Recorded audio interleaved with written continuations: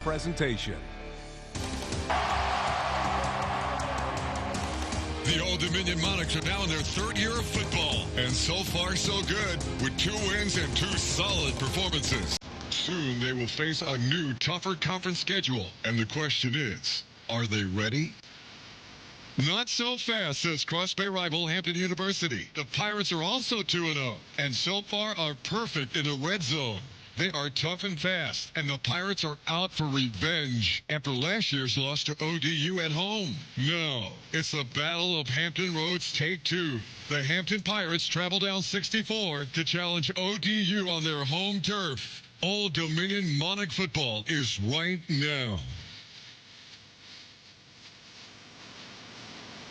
Welcome to a rainy Foreman Field at Old Dominion University, as 2 local rivals continue their gridiron exploits. Hi, everybody. John Castlebay along with former local standout and former NFL All-Pro William Fuller. William, it's raining, it's windy, it's a little chilly. How's it going to impact this football game? I don't think it'll have any impact. This is football weather. You've been in the booth too long. These guys are ready to play football.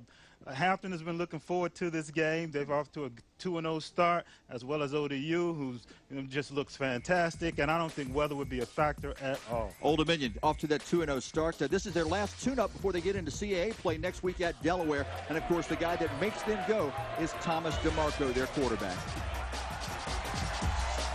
Yeah, DeMarco does it on the ground. He can also throw the football. He's been their leader on and off the field. He's a great decision maker. He can beat you throwing the ball as well as running the ball, and he's going to present a challenge to this Hampton defense. Of course, he's got some weapons.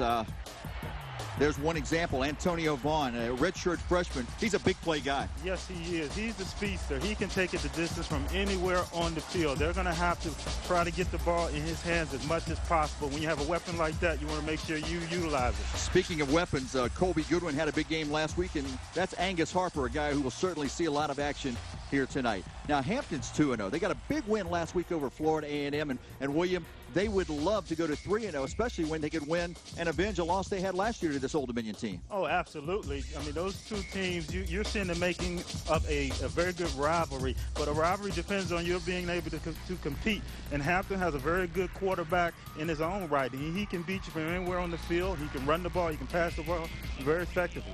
David Legree, a transfer from Syracuse, an outstanding senior leader. They got a lot of different weapons. When they're not throwing the football, they can also get it out to a guy named Antoine Chisholm, who's already averaging more than 115 yards a game on the ground. They have a very balanced attack. They can run the ball as well as pass the ball. And Chisholm, he's a very good athlete. As you said, he's gained 100 yards per contest, and I expect them to try to get the ball in his hands a lot tonight. So the stage is set. It's windy, it's rainy, but we're playing football in Norfolk. Stay with us. Opening kickoff between Hampton and Old Dominion right after this. This presentation of Old Dominion football is brought to you by Team Monarch Partners, Pepsi. Pepsi. Refresh everything. The Virginia Lottery, with over $4 billion to Virginia public schools since 1999. And Cox Communication. Cox, your friend in the digital age.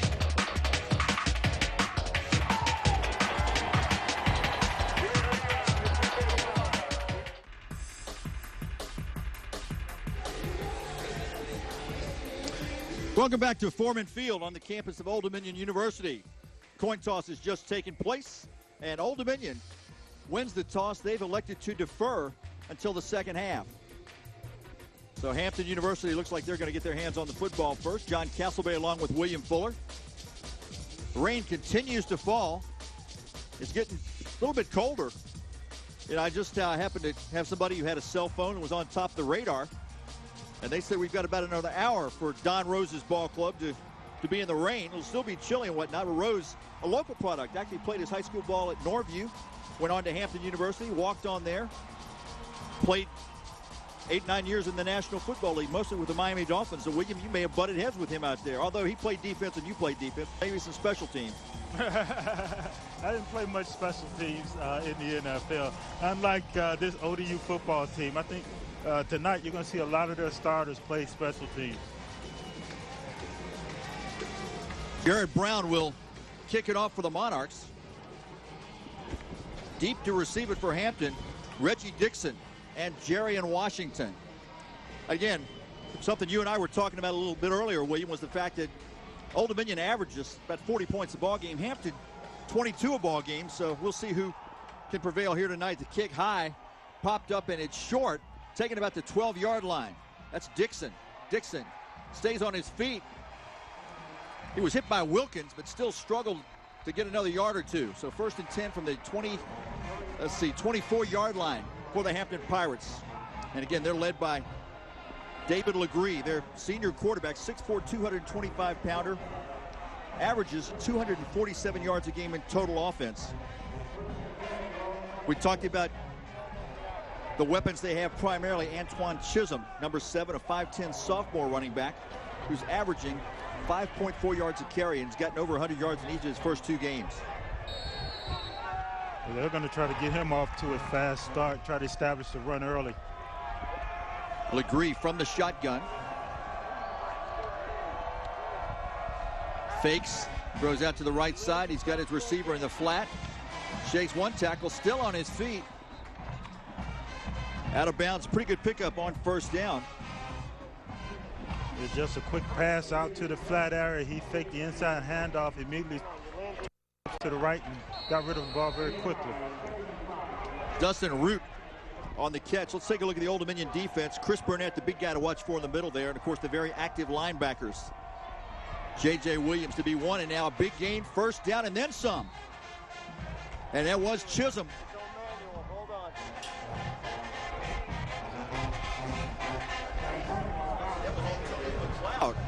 5'8" youngster, averages 3.7 yards per carry. And boy, Hampton in that quick.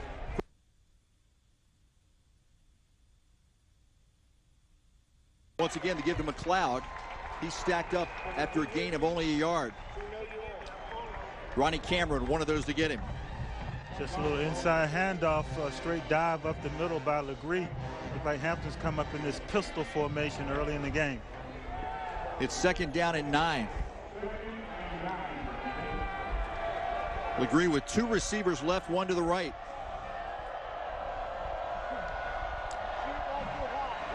Has some time, fires across the middle. The catch made up around the 40-yard line.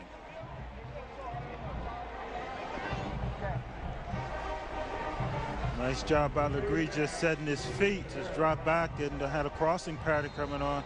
He looked at man was covered, and he was able to look at his second receiver and get the ball a little bit deeper. Javaris Brown on the receiving end of that hookup. 1st down into Monarch territory.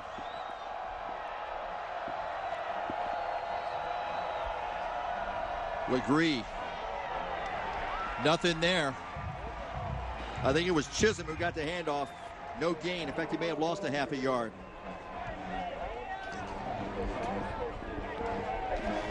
Ronnie Cameron, the last to get up from that pile. Also in there, Chris Burnett. So it's 2nd down. We'll call it 10 again. 3 receivers come left. 1 to the right for Legree. Chisholm, the lone setback. Legree looking, steps up in the pocket, and a great open field tackle made by Craig Wilkins. He might have gotten that half yard they lost on the previous play back, but it's going to be 3rd and long. Good job by the ODU defense that time. They had a 4 wide receiver set, and Legree was trying to look downfield. His pocket broke down. Good pressure by ODU. He tried to take off down the middle, and a nice solid tackle for no gain. 5 receivers for Legree.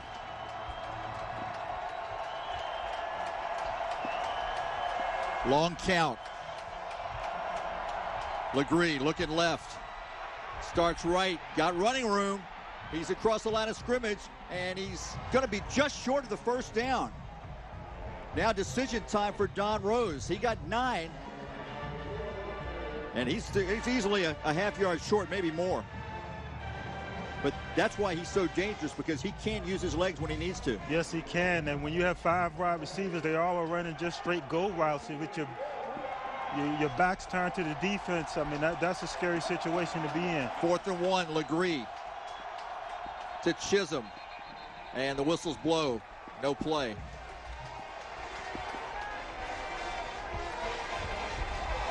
False start.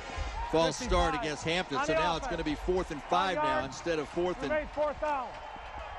slightly over a yard or slightly less than a yard.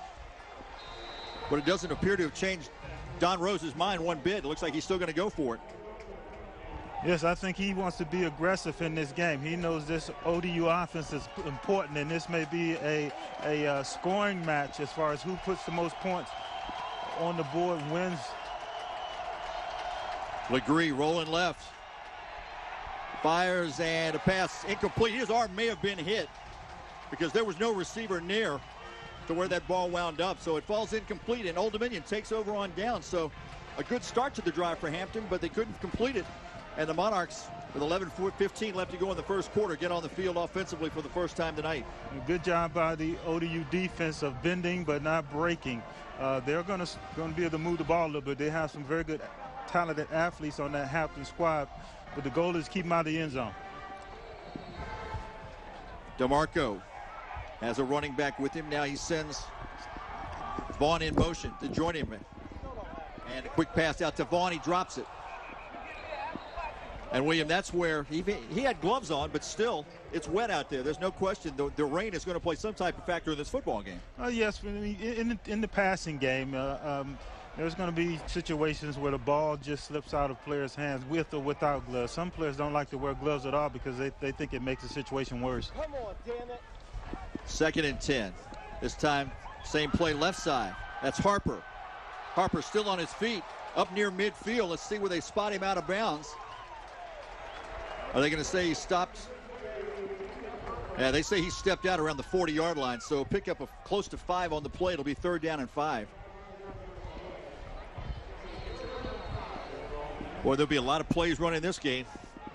Both teams not using a huddle. And great second effort. He may have a first down.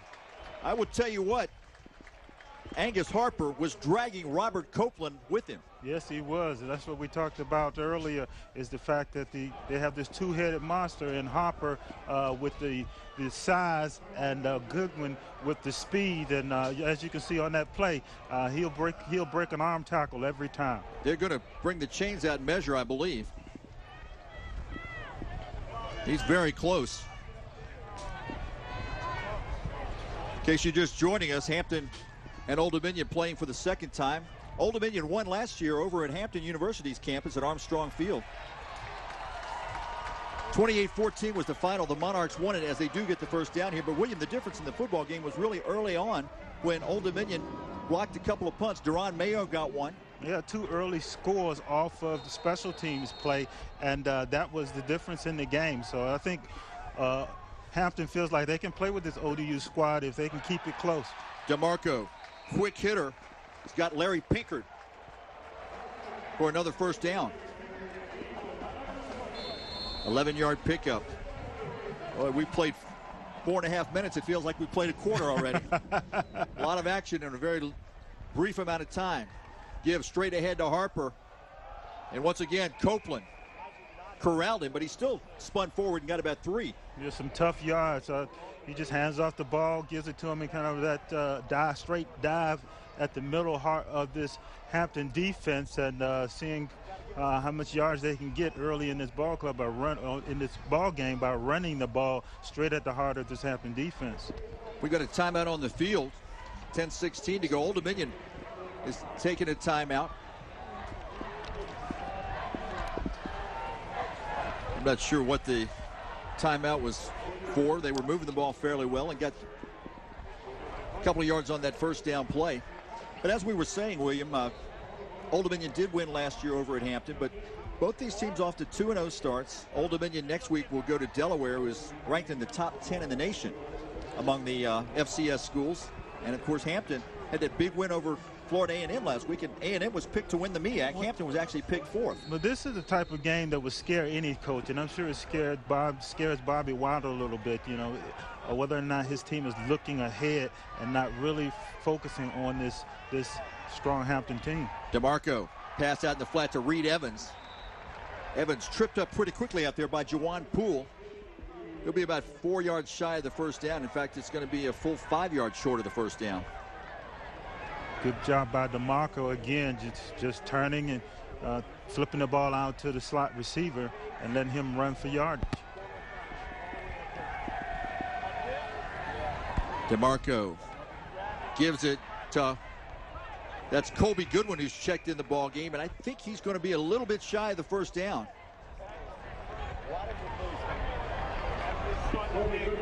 Decision time. Depends on the spot. He's short of the first down.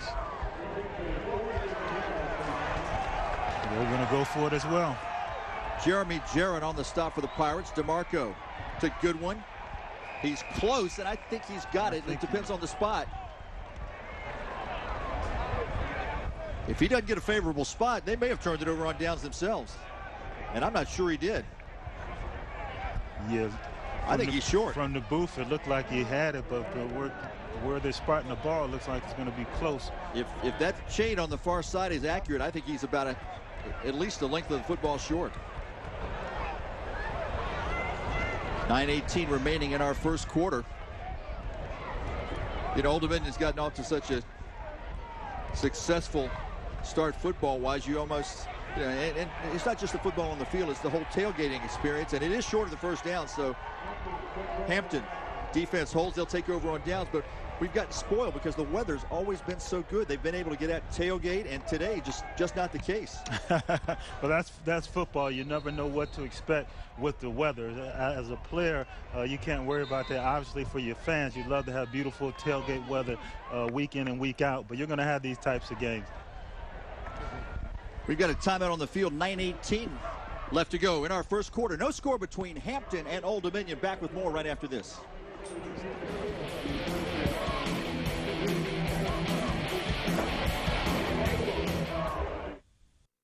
In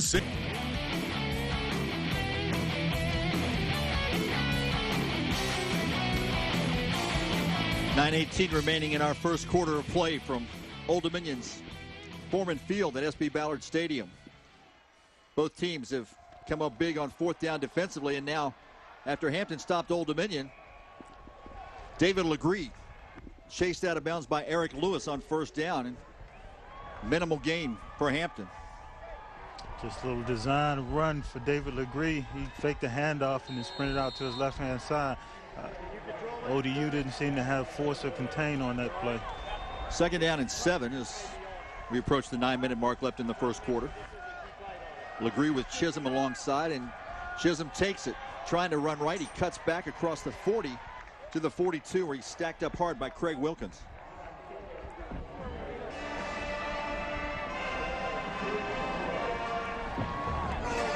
ODU lined up in the 4 wide receiver set and handed the ball off to Chisholm, who ran to the trip side, and the outside blockers did a good job of blocking for him. Third down and 2, a long 2.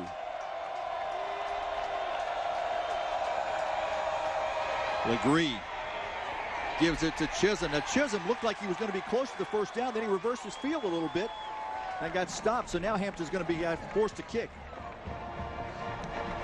It looked like he may have mishandled the ball a little bit. You seemed to kind of slow down and just stutter step instead of just hitting that thing hard. And it looked like he had a little alleyway from the start, and then all of a sudden ODU's defense was able to get off blocks and make a nice stop there. Jordan Stovall to punt. He's averaging 42.8 yards. He's a junior for Hampton. Reed Evans standing in his own 25 to receive it for Old Dominion. Monarchs coming. The kick is low. Takes a good bounce for Hampton, and they'll down it right at the 20-yard line. So Evans did get a chance to kick that, or to run the kick back. We've got a timeout on the field, 7:41 to go in our first quarter. No score between Hampton University and Old Dominion. Click ChooseNissan.com for every new Nissan. Rain continues to fall in Norfolk. Old Dominion and Hampton University, a scoreless first quarter so far. The pitch is to Goodwin, and Goodwin stacked up after they might give him a yard, maybe just back to the line of scrimmage. Hampton's defense playing very tough so far. Yeah, just a little pitch to Goodwin, and Hampton's defense was able to surround him and get him corralled in the backfield for no gain on that play. Jeremy Jarrett on the stop. 2nd and 10. DeMarco wants to throw. Under pressure, DeMarco's going to be sacked. Terry Peden, the first to get to him for the Pirates. Good coverage on that play by the Hampton defense. I think DeMarco wanted to go with the ball quickly, but his men were covered, and they were able to put immediate pressure on him and get him down. 3rd and long. 2 receivers to both sides. DeMarco, and now they blow the whistle. Play dead. Illegal procedure going against Old Dominion, so a bad situation will get a little bit worse here. It's going to be 3rd and 23 with 6:41 to go in the first quarter.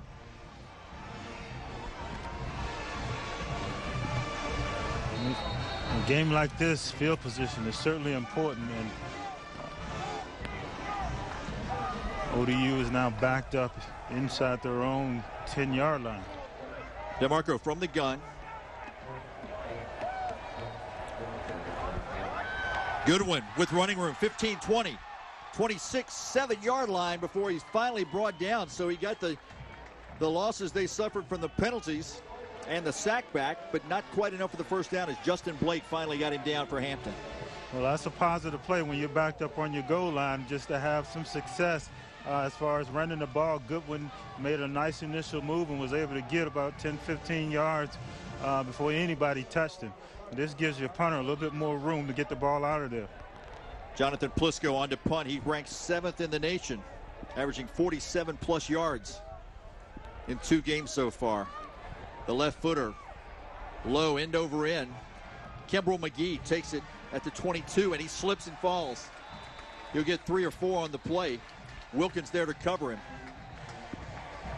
Good job on the ODU punt coverage team. I think Hampton was setting up for a return on that one, but they were able to get down there and make sure that he didn't get it up the field.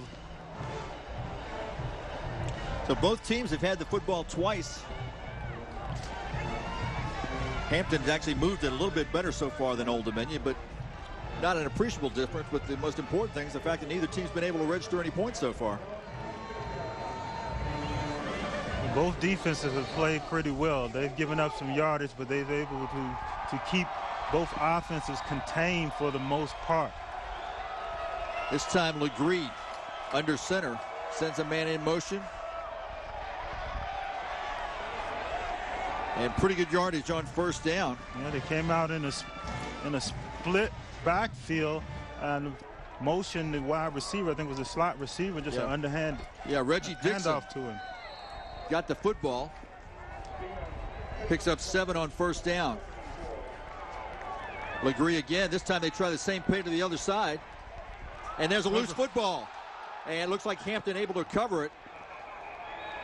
At least Hampton had it initially. The question is, who's going to win the wrestling battle under the pile? It will be short of the first down.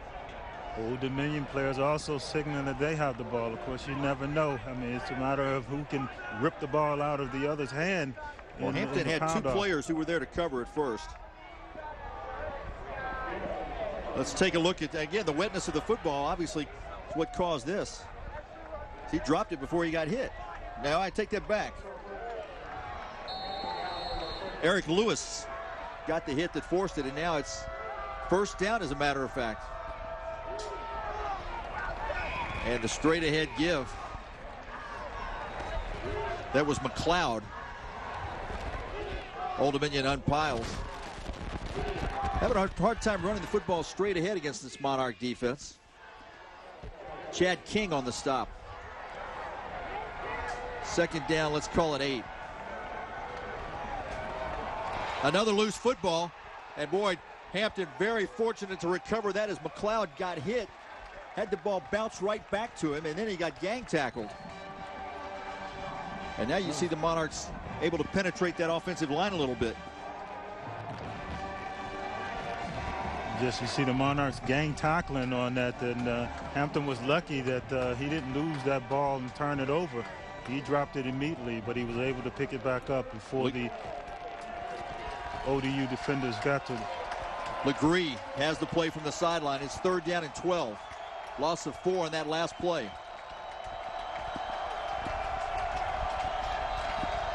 Monarchs showing blitz. Legree has a receiver, Chisholm, out to the right. Chisholm broke one tackle but couldn't get any more than that. Good job by ODU secondary on that one. They spread them out and went with a ghost backfield, and that's no backs in the backfield. Chisholm just turned immediately, threw the ball to the outside receiver, and I think that Hampton wants to see if these defensive backs can continue to make these one-on-one tackles. Devon Simmons made that stop for the Monarchs. Stovall on for his second punt. Good kick that time, all things considered. Reed Evans has it at the 22, and he's brought down immediately. Outstanding kick coverage that time for the Hampton University Pirates. Dylan Kearns on the stop, so the Monarchs right now just back and forth trying to play a little field position. I think both teams are filling each other out early in the ball game. There's been a little bit of motion. One thing I noticed was that Hampton, if they're successful with one play, they seem to just flip it and run it to the other side. And you better believe that Old Dominion's offense is going to pick that up. On first down, DeMarco gives it. That's Harper. Harper across the 30, tucks his shoulder and gets close to first down yardage. Justin Blake on the stop for Hampton. Great run by Harper, breaking it up to the outside, was able to outrun the Hampton defenders. And he's supposed to be the slower of the two backs, but he certainly looked very speedy on that run. It was a first down, gain of 11 for Angus Harper. He's got it again, this time straight ahead. Not too much going there. Jawan Poole, the linebacker, one of the tacklers for the Pirates. Also in there, Ian Davidson.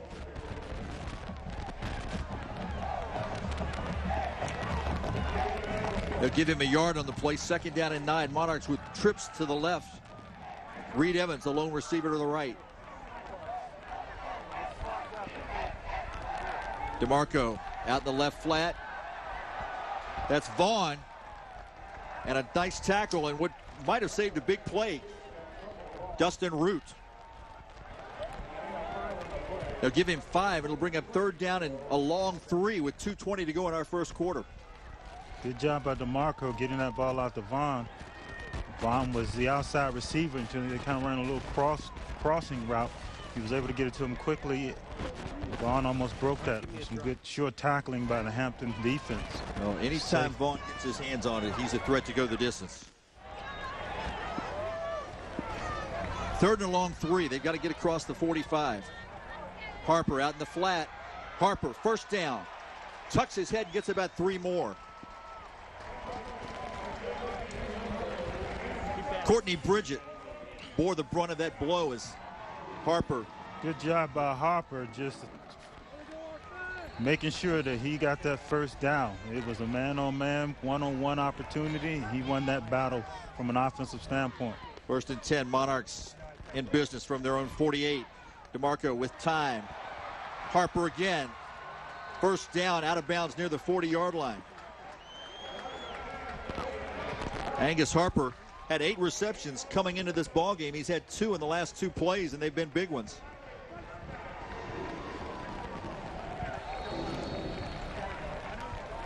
Yeah, they're just releasing him from the running back position and seeing if anybody's going to come up and cover, and if not, just a nice little toss out there. First and 10, and that time the Monarchs are going to lose a little bit. It looked like DeMarco got tangled up with his running back as he was trying to hand it off. That was Harper again. By the time they got untangled, the Hampton's defense was there. Second down and 12.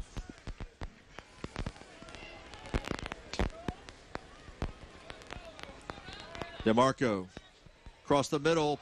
Oh, pass incomplete. Reed Evans, the intended receiver. He had him, but couldn't make the connection. So just missed him on that one. Fourth down punting situation for Old Dominion, I believe, or is it? No, it's not. Plisco not in the ball game, although keep in mind DeMarco can punt. And we've seen this more than one time where he'll just get it and employ the quick kick. He's going for it. DeMarco fires. Prentice Gill, the intended receiver, and again, it looked like he slipped. Yes, I think he was trying to run a comeback route and just lost his footing on that one. And, you know, I take that back. That wasn't fourth down. That was third down. So now it's fourth down. Now we have decision But time. still no sign of Plisco. And once again, here's where you got to keep your eye on DeMarco. I think you will see a little pooch kick here. He's dropping back a little bit, and that's exactly what we're going to see. It bounces around the 10. Old Dominion covers it at the 8-yard line.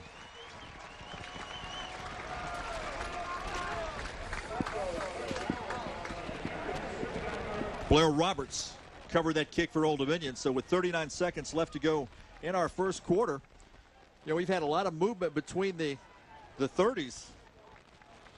Nobody's been in the red zone yet. No. And as a result, we don't have any points on the board. Well, both teams have given up some yardage, but they've managed not to give up the big play for a score. You get the feeling that they're kind of offensively, both teams are just filling each other out.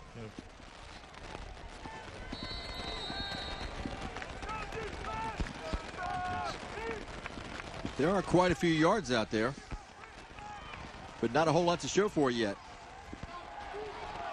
Legree has McLeod with him in the backfield. Keep in mind, McLeod's put it on the ground twice already. Legree in his own end zones, chased out, fires out to the right. Receiver wide open. Looked like Javaris Brown might have been able to come up with that catch. It is, and that's a first down for Hampton. Good job of Legree just keeping the play alive. He sprints out to his right. Was able to deliver that ball on the run. Nice throw. 25 seconds left in the quarter. Legree again has the receiver. Pass was underthrown, and as this receiver tried to adjust, he slips, so that didn't have much of a chance. Good job of ODU's defense. The defenders, the corner outside, jammed the receiver and slowed him up. And I think that Legree was trying to get it in between the corner and the safety and just kind of underthrew that ball. 18 seconds left in the quarter. 2nd and 10.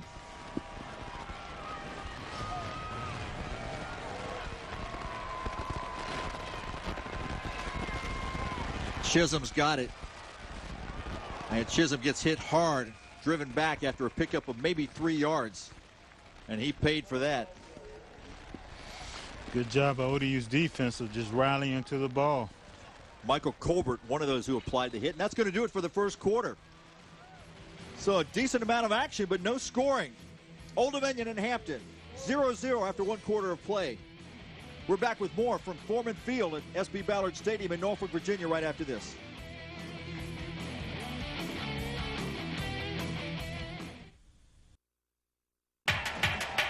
This presentation of Old Dominion Monarch football is brought to you in part by Domino's. Carry out large 3-topping pizzas for just $7.99 each every Monday through Wednesday, only at Domino's. And Cox Communications. Cox is turning the wireless industry upside down with money-back minutes, up to $20 every month. Visit a Cox Solution store for information. Unbelievably fair. Cox Wireless.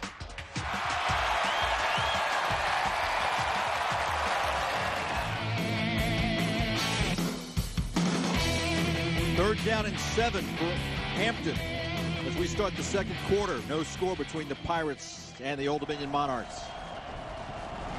David Legree. Time, fires, pass caught. Going to be close to a first down, depends on the spot, but I think he's got it.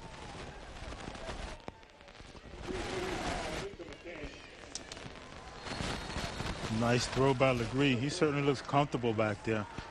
Dyrell McCain does get the first down. So the drive stays alive, and then Legree again working quickly. Drops back, steps up, going to keep it himself. Hurdles one Monarch and gets a couple more yards in the process. He is very athletic.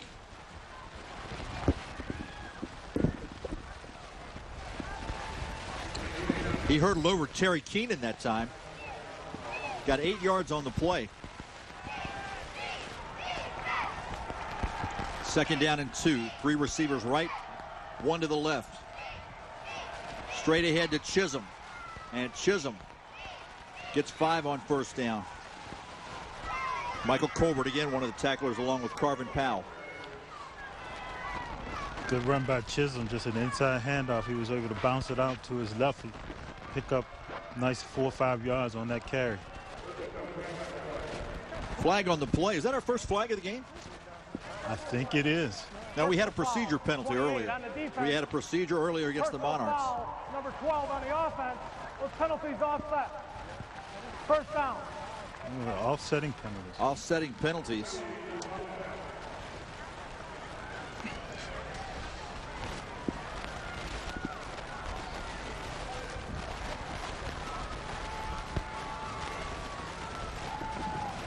I think they were offsetting after the play. Otherwise, they would have replayed the down. Instead, first down, Hampton.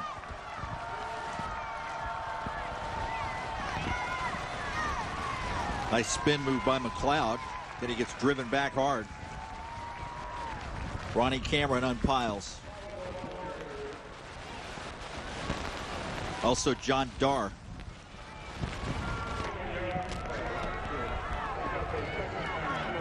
One-yard pickup, 2nd and 9. Legree has some time, has his receiver, but a minimal gain. Quick hit there by Chad King. Nice coverage on a much smaller Darryl McLean. It was a good job. Nice short tackle by Chad King to prevent a successful play. 3rd down and 9, 13-10 to go. First half. Legree cranks up, fires down the field. He's got a receiver wide open. Is it caught? Yes. Boy, I'll tell you what, that was up in the air for a long time. I thought one of the Monarchs was going to be able to make the adjustment and at least break it up, but instead, 1st and goal for Hampton. Yeah, that ball hung up there like a punt. I don't know where the safety was on that.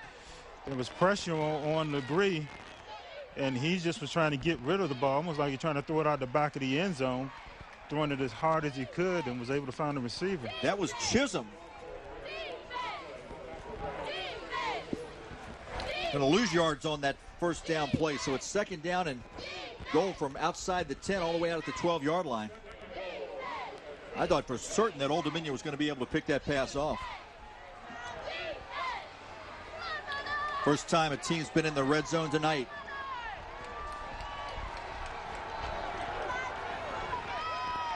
Legree across the middle, receiver wide open. So they got the penalty back and then some as Javaris Brown made the catch. Had he been able to stay on his feet, he could have waltzed into the end zone. That would have been a touchdown. ODU was lucky on that one. We have to find a way to put some pressure on Legree. He can make those throws. 3rd and goal from outside the 3.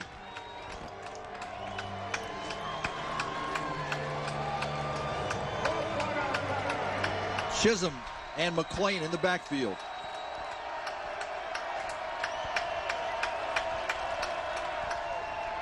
Chisholm left side. Monarchs trying to string the play out, but they can't do it. Chisholm gets in the end zone, and Hampton on top 6-0.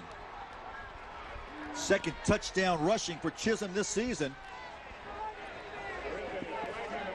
Now there's a flag on the play, but I believe it's going to be after the touchdown. Here's a touchdown. After the play, 28, personal foul, hands to the face on the defense.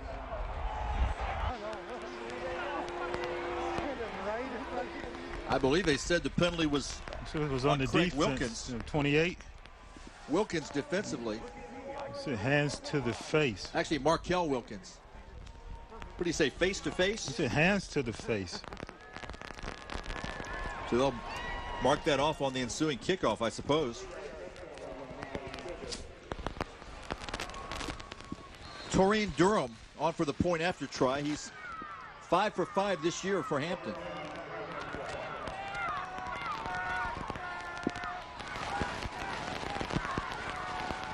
And the snap down, kick is up. Did it get through? That was either mishit badly or partially tipped at the line of scrimmage, but somehow that ball fluttered over the crossbar. I think it was tipped, but he still had enough momentum to make it over the crossbar, as you said. 11:34 left to go in our first half. Let's take a look at the touchdown run The Monarchs tried to string out this play, but they couldn't quite keep up with the speed. Chisholm. It was great blocking by the Hampton University Pirates receivers. McLean is the one who made that block. Number 5, McLean, out there, and they've been doing a good job of blocking on Old Dominion's receivers all day. Somehow, these corners and safeties for Old Dominion have to do a better job of fighting off blocks.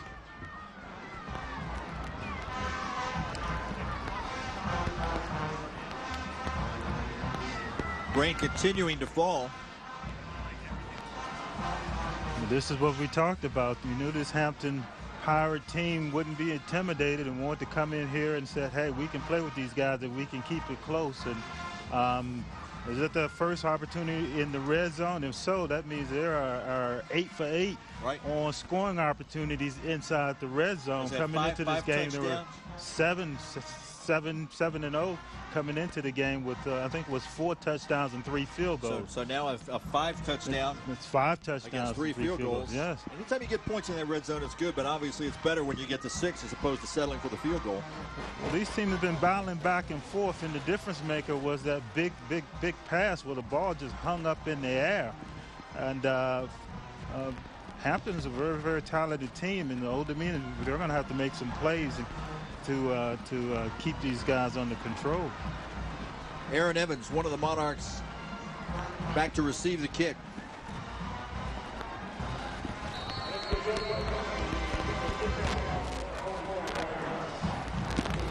Because of that penalty, the Pirates are going to kick off at the 45-yard line.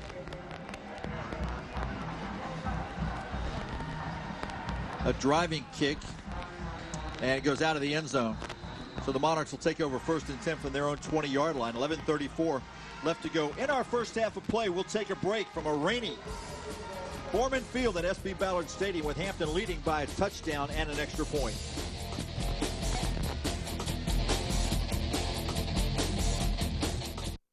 Here in the Comcast Sportsnet studios. Here's what we're working on for Geico Sportsnet Central tonight at 10.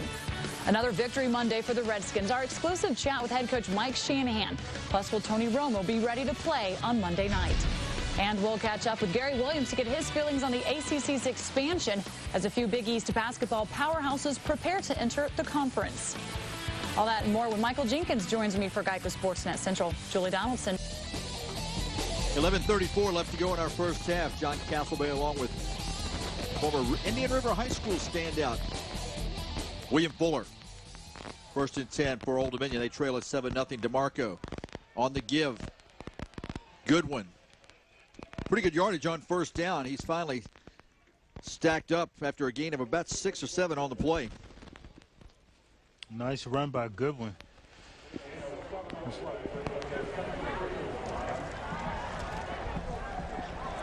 Second down and 3 as they'll give him 7, and DeMarco again keeps it on the ground. And Goodwin's close to a 1st down. Another strong run by Goodwin. Just a nice dive. Goodwin looking to hit that inside 2 gap. He was able to pick up the 1st down. James Butts on the tackle for the Pirates.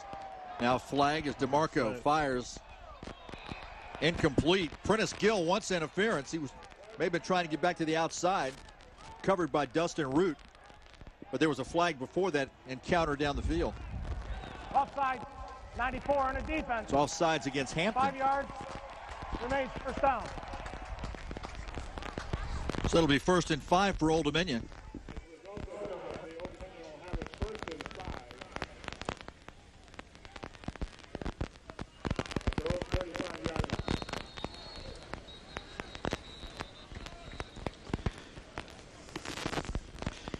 And now more discussions among the officials. They have to reset the play clock or the game clock. Thank you.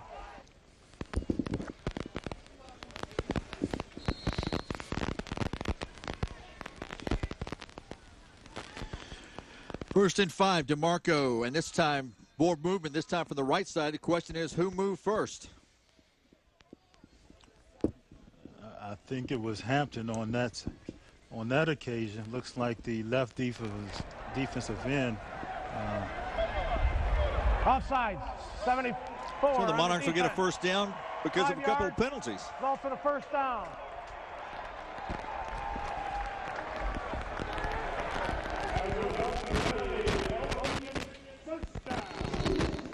They'll spot it at the 40. Goodwin's got it, or does he? No, DeMarco has it. Fires down the field. Gill, the intended receiver, and he couldn't hang on. Oh. But the reason he couldn't hang on is because he was interfered with as James Butts is going to draw the flag. And there's a lot of woofing going on out there, William. You would expect it between these two teams, and each of them being 2-0, they have a lot to play for, particularly the ODU Dominion as they get ready for CAA conference play. First down.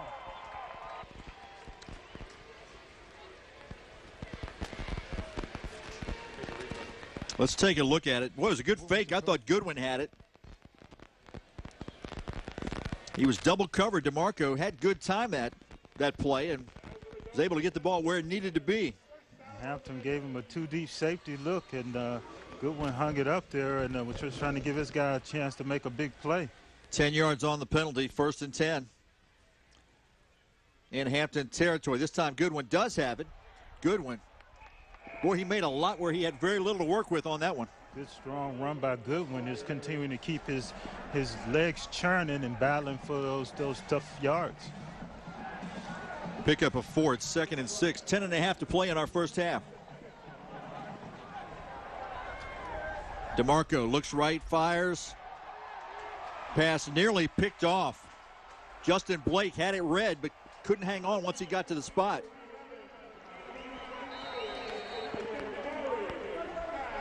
It's a first down as a result. I thought Hampton was going to pick it up. Instead, Evans made the grab. It was a nice catch by Evans. Approaching 10 minutes to go in the half. Goodwin right side, still on his feet. He'll pick up 5 yards.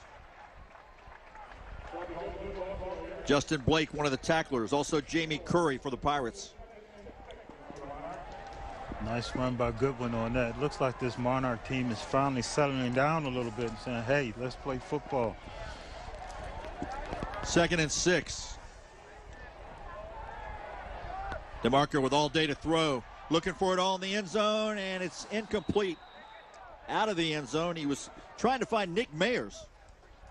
Yes, he had plenty of time on that one. It was great protection by the offensive line, little play action fake, and they were trying to see if they could get it all at once, trying to find this man in the back of the end zone, and DeMarco just missed him on that. 3rd down and 6 coming up. 9.5 to play in our first half. Hampton with a 7-0 lead.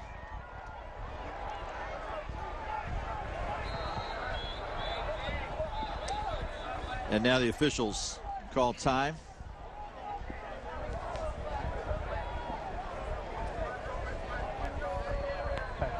No foul on the play. No flag on the play. They were looking at Larry Pinkard, the wide receiver, like he may have had an equipment problem or something. I'm not sure what it was. Either way, they waved it off, so it's 3rd and 6.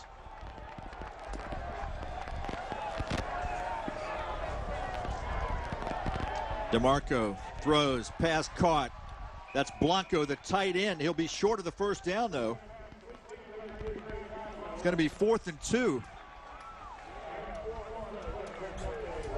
And a field goal try on the way. Jared Brown, who's been perfect so far this year in field goal tries, 4 for 4 with a 51-yarder last weekend down at the Georgia Dome against Georgia State. This will be a try from 42 yards out of the hold of DeMarco. Good snap, kick up, got plenty of leg. And it's good. Good. 42-yard field goal by Jared Brown. And the Monarchs are on the board. It's a 7-3 ball game. Good drive by the Monarchs on that.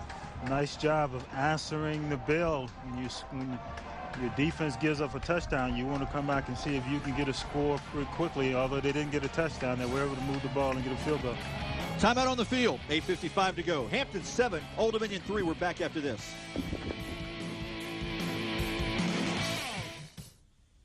To be the official. This presentation of Old Dominion football is brought to you by Team Monarch Partners, Pepsi. Pepsi. Refresh everything. The Virginia Lottery, with over $4 billion to Virginia public schools since 1999. And Cox Communication. Cox, your friend in the digital age.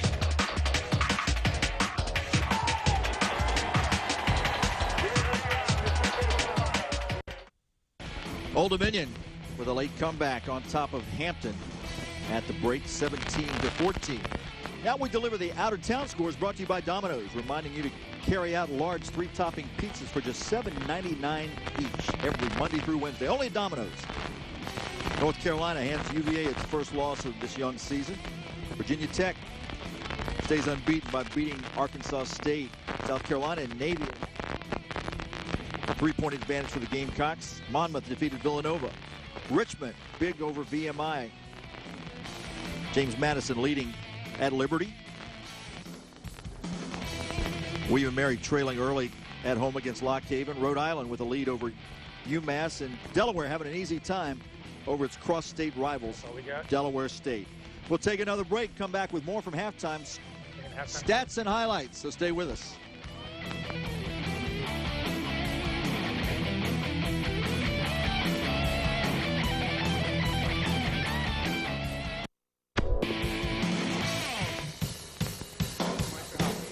Welcome back. Halftime continuing at Norfolk Hampton Boulevard, where the Old Dominion University campus is located.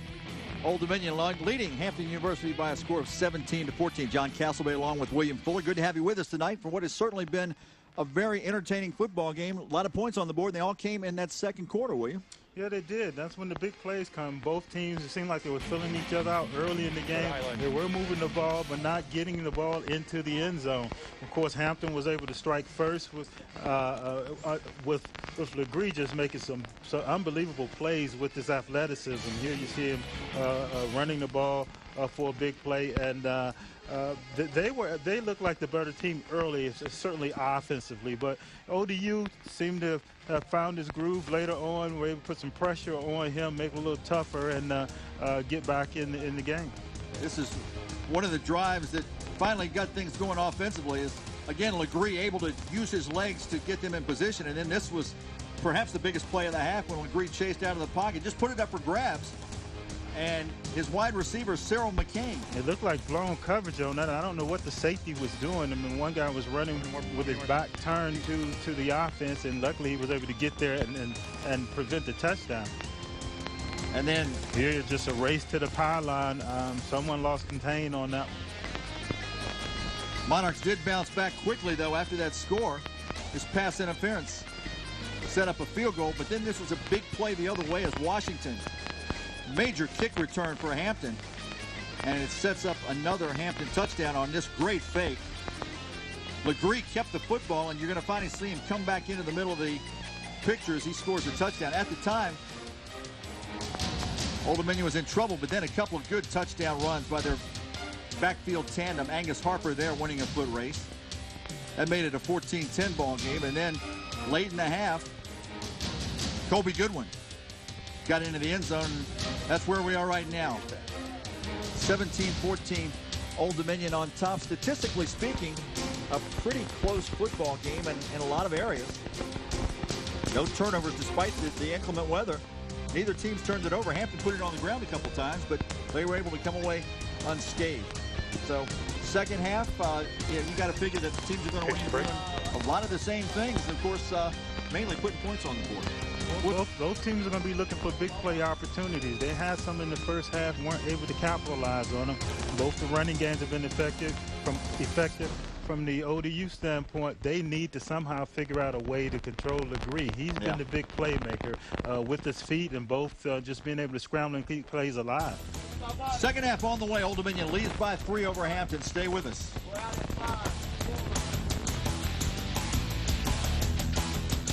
Come over here.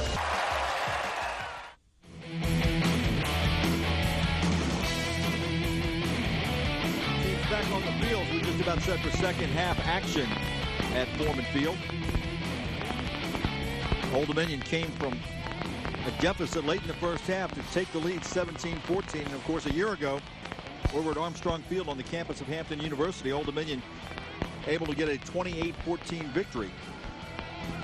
And William, if you look at the importance of this ball game, other than the fact you want to win every time you go out there and play, if Old Dominion could go into conference play next week 3-0, feel pretty good about things, even though they've got to take on, an excellent team next week in Delaware, up in Newark, Delaware.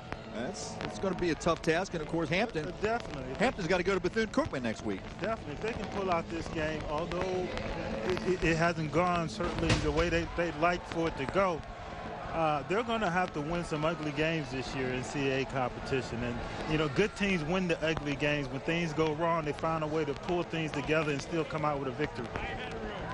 Old Dominion deferred after they won the toss in the first half, so they'll get their hands on the football to start the second half.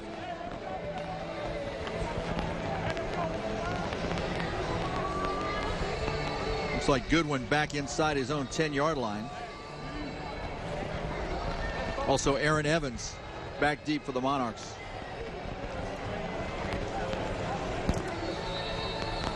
All the scoring came in the second quarter, even though there was a lot of yardage gained by both teams in the first quarter.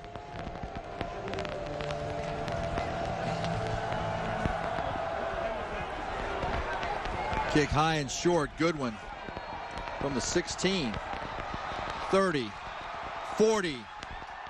Midfield, Colby Goodwin gets the Monarchs out with great field position to start the second half. Nice return by Goodwin.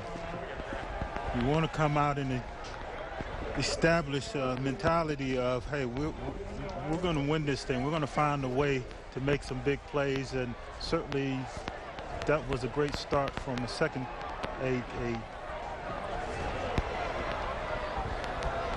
Monarchs start the second half.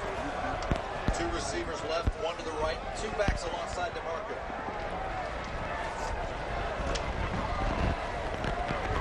DeMarco, the redshirt senior, give to Angus Harper. Nothing straight ahead, so he takes it out wide. Chased out of bounds and a late hit. James Butts came over and hit Angus Harper after he already stepped on the white out of bounds. So that's going to end the game. After the play, personal foul, number 2 on the defense. 15 yards to the end of the run. First down. That can't make Don Rose too happy, the Hampton head coach. Not at all. You don't want to see those stupid penalties. It's tough to beat a good football team on your own, let alone when you do things like this. He clearly was out of bounds, and I'm sure he's going to hear it from Coach Don Rose. I'd like to see that again from a little bit different angle, though, just to see. He was still running hard, even though it looked like he had stepped out. Not sure that Butts was totally at fault on that. First and 10, Harper straight ahead. Big hole. Harper, 15, 10. Tries to run over a man. He's inside the 5. That time he ran over Butts and hit him out of bounds on the last play. Great run by Harper. That's running with attitude. We saw that from both backs, particularly in the second quarter. And now they've come out with a tougher, more aggressive attitude here to start the third. First and goal, Harper. Touchdown, Old Dominion. Nothing fancy about that. A long kick return, 3 running plays, a penalty in between, and the Monarchs increase their lead to 23-14 with a point after on the way. And something tells me that Coach Wilder was very animated during the half in talking to his team and saying, hey, if you really want this, if you want to be good, you're going to have to earn it. Nobody's going to give you anything in this league. And heading into the CAA play, they're going to need that type of mentality to be successful. So good to see them with this nice opening drive, particularly running the football. Jared Brown's point after try good.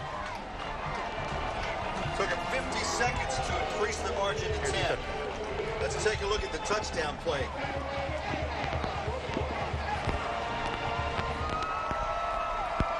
Harper from 7 yards out. Nice drive with fullback leading the way through. Looked like the 0 A gap. A nice touchdown. Hey, John, if you could talk in that other mic, but leave that headset on, that would be great. I have you at all, none.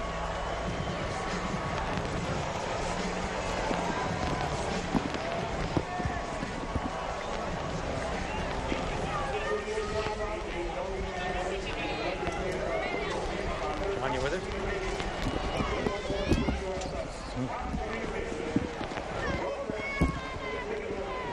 So, yes, that's a great job to start the second half.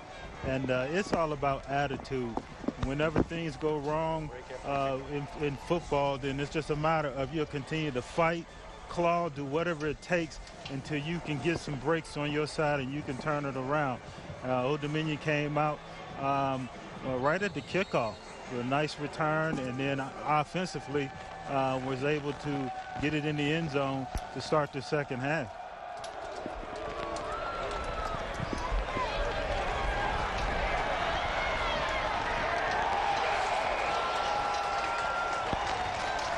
Another great play by the special teams for ODU. Nice tackle inside the 20.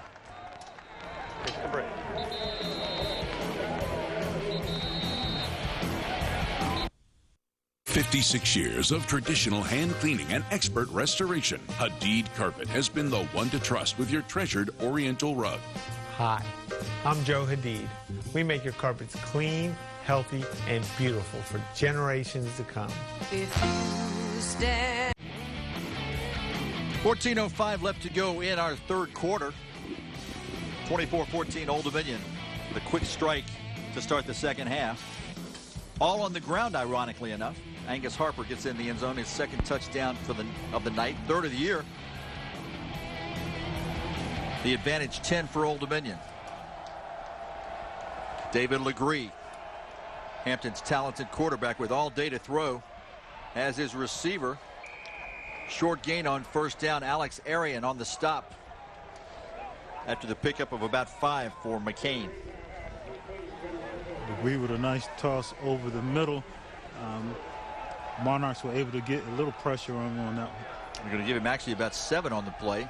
Second down and 3. Legree, chase right. There's a flag down. It's going to be a hold. Legree pumps. He's got first down yardage, but we'll have to check out the flag. I got a very strong suspicion it's coming back. Holding. Yeah, I think holding. Offense.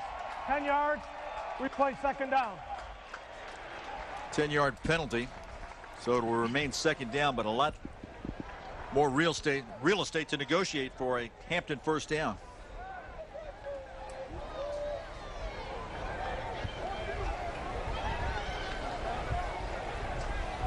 Well, this is a good job by Old Dominion defense. Their defensive line needs to get more pressure on Legree and make this offensive line work and hold you if they have to. Second and 13.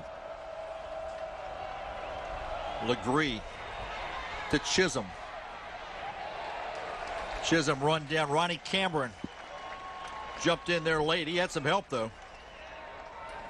Good job of big Ronnie Cameron pursuing to the ball. He's one of the leaders of that interior defensive line. Carvin Powell also one of the tacklers for Old Dominion. It's 3rd and 10. Legree, first down. Best hookup of the night once again. He went to McCain, who's probably turned out to be his favorite receiver. He had 9 receptions coming in. And that's at least 3 or 4 tonight, including that long play in the first half. Looked like this was a design rollout, design sprint. He was able to get on the edge. Looked like one of the, I think it was the receiver, came back and helped out with a nice chip on the defensive end, allow him to get outside and make a nice throw for first down. McCain, at least 6 catches. He had 5 at the half. Holding. 28 on the defense. That penalty is declined. Penalty against Old Dominion. Play, first against down. Markel Wilkins. Pirates will decline the penalty and take over 1st and 10 as they move the chains up to the 35-yard line.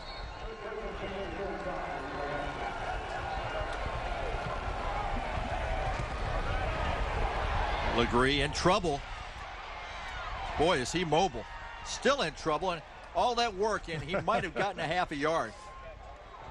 Boy, he is really, really elusive. I've been there. I've been a defensive lineman chasing guys like that around. It is tough, but you have to keep fighting. You have to keep working. Wilkins and McClam on the stop. 2nd and 9. They fake the pass out to Javaris Brown. Another short gain. Monarchs defense read that extremely well. Great job by number 26, Eric Lewis, on that play. He quickly recognized it, fought off the wide receiver trying to block him out wide, and was able to make a nice stop. So 3rd and 9.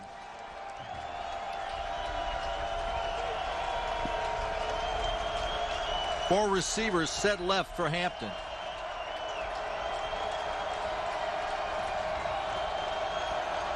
Monarchs show blitz. Here it comes. Legree underthrows his man. He had McCain again between the defenders, but that was badly underthrown, so a punting situation for Hampton on their first possession of the second half. Good job by the ODU defense. He wasn't able to set his feet and really throw that ball the way he would like to have thrown it. He was kind of throwing it as he was backpedaling. Wasn't able to get enough zip on the ball. Reed Evans back at his own 27-yard line to receive the punt for Old Dominion. Stovall's kick out of bounds, and one of his shorter kicks of the night. Stovall averaged 41 yards in the first half on 3 punts, but that was nowhere near that. We'll take a timeout. 11:14 left to go in the third quarter. Our score, Old Dominion 24, Hampton 14. Stay with us.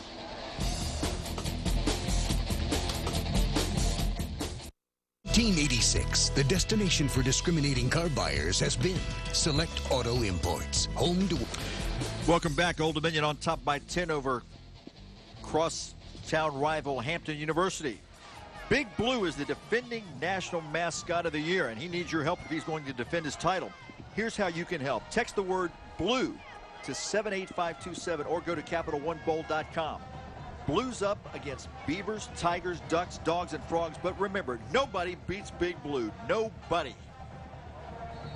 It's a nice honor for Big Blue and Old Dominion last year to win that national award. 1st and 10 Monarchs. Pretty good field position. And a decent pickup on first down for Colby Goodwin. He's wrestled down by Justin Blake. You know, the running backs for Old Dominion, they've been running hard all night long. Well, they have, and they combined for over 100 yards in the first half. Of course, Harper had a big drive last time down, so you know, they got a chance to get over 200 yards rushing as that pass intended for Reed Evans, and it draws the flag as Courtney Bridget was all over him. Now, Goodwin had 72 yards rushing in the first half. Harper had 58, so they've got to be close to pass interference. Even 21 on the defense. In the 70s. Ball be placed, spotted a foul. First down. I know coming into the contest, Coach Bobby Wilder wanted to see him get somewhere around 30 touches between the two of them. I think they're going to exceed that number tonight because the game dictates that type of play. Well, they had 20 at the half, so you're right. They're well on their way to maybe even 40. 1st and 10 after the penalty. Football at the 46 of Old Dominion. DeMarco still has it. Oh, pass. Is it picked off? Yes. First turnover of the ball game belongs to Justin Blake. I think that one just got away from Tommy DeMarco. I know he'd like to have that back. It's very uncharacteristic of the senior. I don't know if it was such a good play by the defensive back or that one just got away from him. Here he is. He dropped back, sets his feet. Looks like it's, well, I'll tell you what, looked like the receiver stopped on him. Yes, he's got to run that route through. Yeah, Picker just stopped the route. I'm not sure he could have made the catch, but I don't know that the interception would have been quite as easy as it turned out to be. He would have been in a better position to at least break it up. I don't know what happened. Did he see that defensive back coming? Maybe he saw him. Maybe he didn't. So Hampton trying to take advantage of a turnover, and that pass off the mark. 2nd and 10 for the Pirates. Legree was trying to hit Leon Shorter out in the left flat.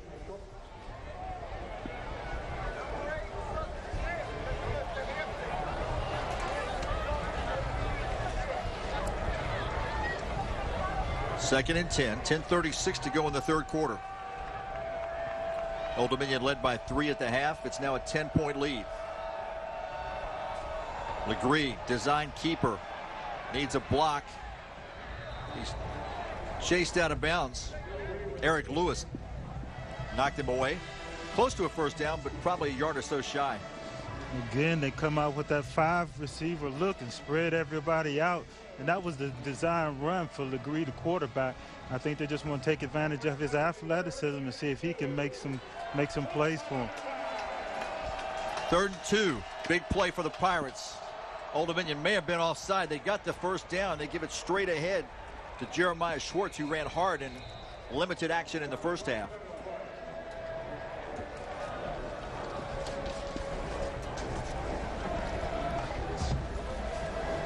It's against Old Dominion, I believe.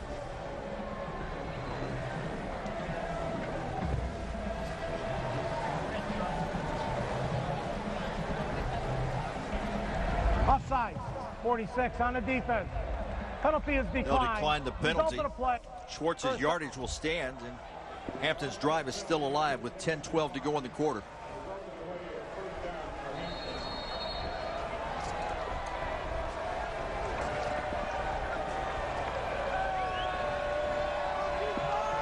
Legree with 3 receivers right, 1 to the left. He's looking right. And he's got his receiver down around the 21-yard line. That's Javaris Brown, who made the catch in front of Wilkins. William, if they don't get more pressure on this guy, he's going to be tough to contain this last quarter and a half. They definitely have to. They're getting some inside push by those interior linemen, but they're not able to put a hand on him and bring him down. They're making him having to adjust and move around in the pocket, but he's certainly still able to be effective. Keep in mind, he's 6'4", 225, so he's a load to bring down. Option play. They pitch it to McLeod. He gets stuck hard.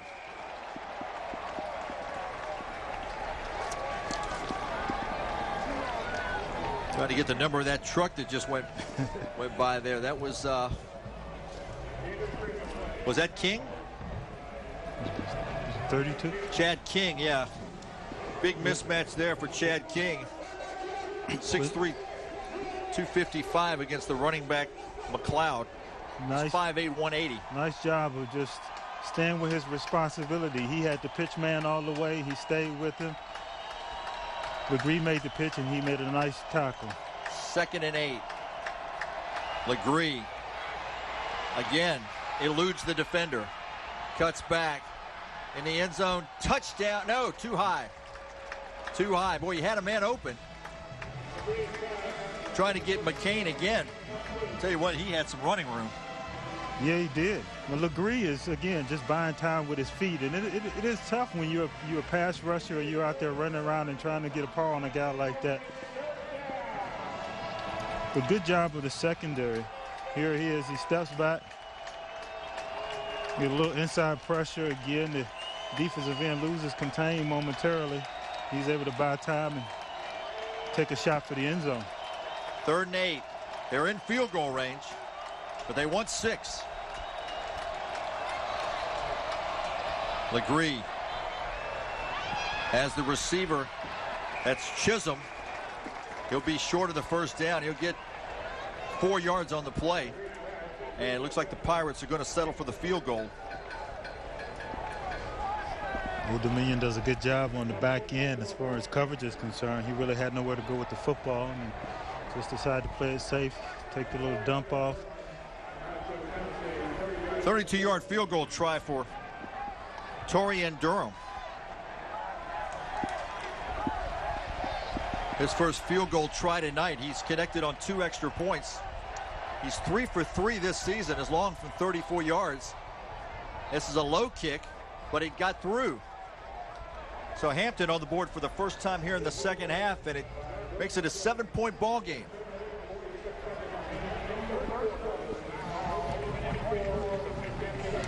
7:46 to go in our third quarter. Subway's 28-point special is for fans who, you don't want to forget that when the Monarchs scored 28 or more points in a game, and they're heading that direction right now already with 24. If they do score 28 or more, you're a winner with Subway. If the Monarchs scored 28 or more tonight, make sure you get into Subway on Monday. When you buy a breakfast sandwich, you get a 6-inch sub free, or buy one 6-inch sub and get one free. When Old Dominion scores 28 or more, you win with Subway.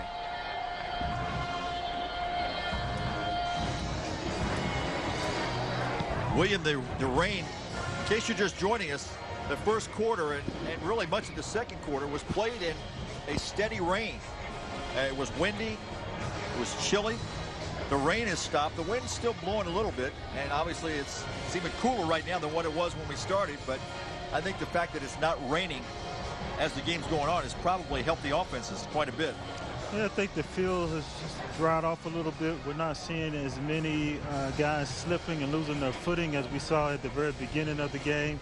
And I think field conditions have certainly improved since the start of the ball game.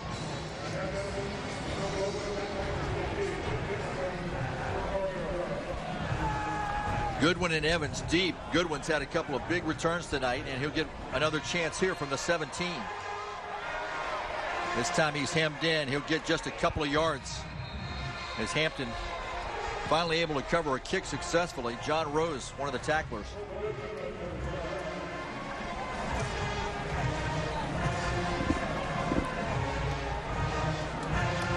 Okay, the Monarchs have had 2 drives here in the second half. The first, they marched right down the field, scored in a couple of plays with a penalty in between, and then, of course, last time DeMarco threw an interception, the first turnover of the ball game. Yeah, but I don't think that was on DeMarco. As we saw, the receiver just stopped and didn't finish the route. Second interception thrown by DeMarco this year, and that time not much going in the backfield at all. That was Lydell Gibson. First time we've called his name tonight, but I expected to call it quite a bit. He's a tremendous player from Virginia Beach's Salem High School, who actually was at Virginia Tech. Had some troubles there and wound up at Hampton. 2nd and 10. DeMarco is going to lose some yardage. Hampton seems energized all of a sudden. That was Terry Peden who finally put DeMarco on the turf.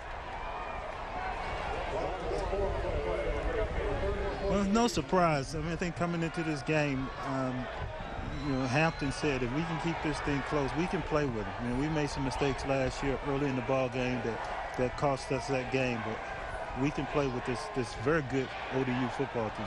3rd and 4, they keep it on their 3rd and 14, and they keep it on the ground. And not much happening on that drive at all for Colby Goodwin. Butts, one of the tacklers for the Pirates, in a punting situation for Plisco. 7th leading punter in the nation in FCS football. Had only 1 kick in the first half. It was good for 51 yards, so that'll improve on his already excellent average of 47 plus. We certainly need a good one out of him right now.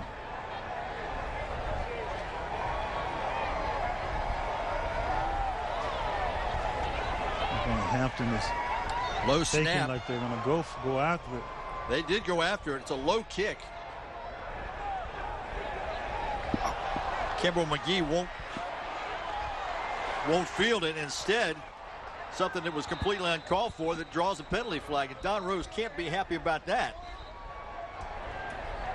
No, I mean, they got a great bounce as far as ODU is concerned, and they come up and come up with this little chippy push in the back, and certainly as a special team coach, a head coach, you're going to be extremely upset about that. It's tough enough to make big plays, to make plays in this game. Don't make it easy on the opponent by coming up doing these kind of tough things. These things that drive a coach crazy. Let's see how far the walk-off will be. 26, kicking team. 15 yards from the spot of the foul. Now Bobby Wilder, that was a pretty good punt.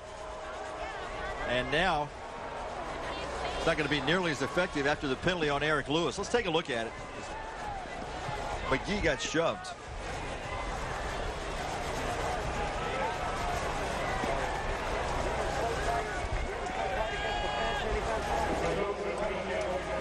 Apparently, we're not going to get a chance to look at that replay. Pirates get much better field position. 5:47 to go.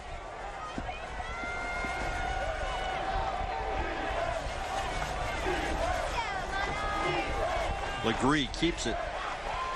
He's under pressure. Now he cuts back, and he gets back to the line of scrimmage, and that was no easy feat. McClam in on the stop along with Cameron. And the defensive line was able to get pressure on him again. He was able to keep the play alive with his feet. I don't like the way he's carrying the ball. Holding it with one hand like that, a la Randall Cunningham. It's ODU, when they come in there, they need to try to strip the ball, try to swat the ball out of his hand if he's going to carry it in one hand like that as he was running. 2nd and 10.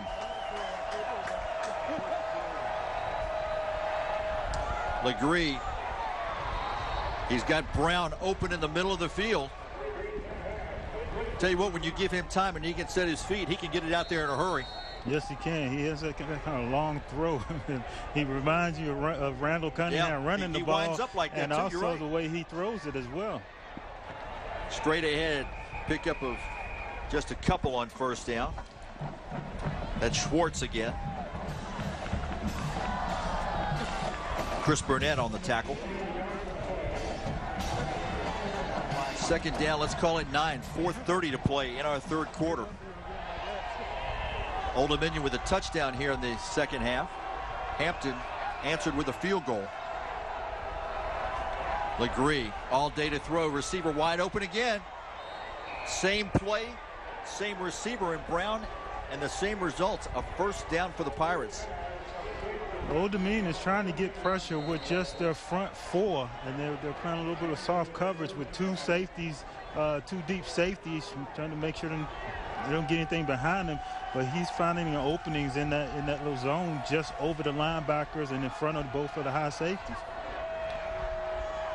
1st and 10 from the 17. Legree brought down from behind that time. Much needed sack is Chad King able to make a big play.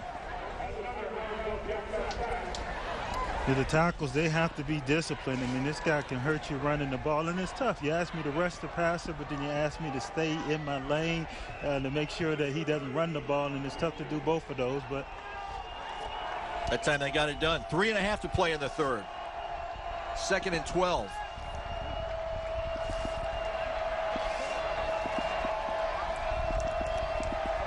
Monarchs showing blitz from the corner again. Here they come with it. Man open in the end zone. Overthrows him. He had Brown, who was behind both defenders. So with 3:10 to go, it'll be 3rd down and 12 for the Pirates. Good pressure on the quarterback. They certainly need it because they got a guy running wide open in the corner of the end zone. It's a big 3rd down.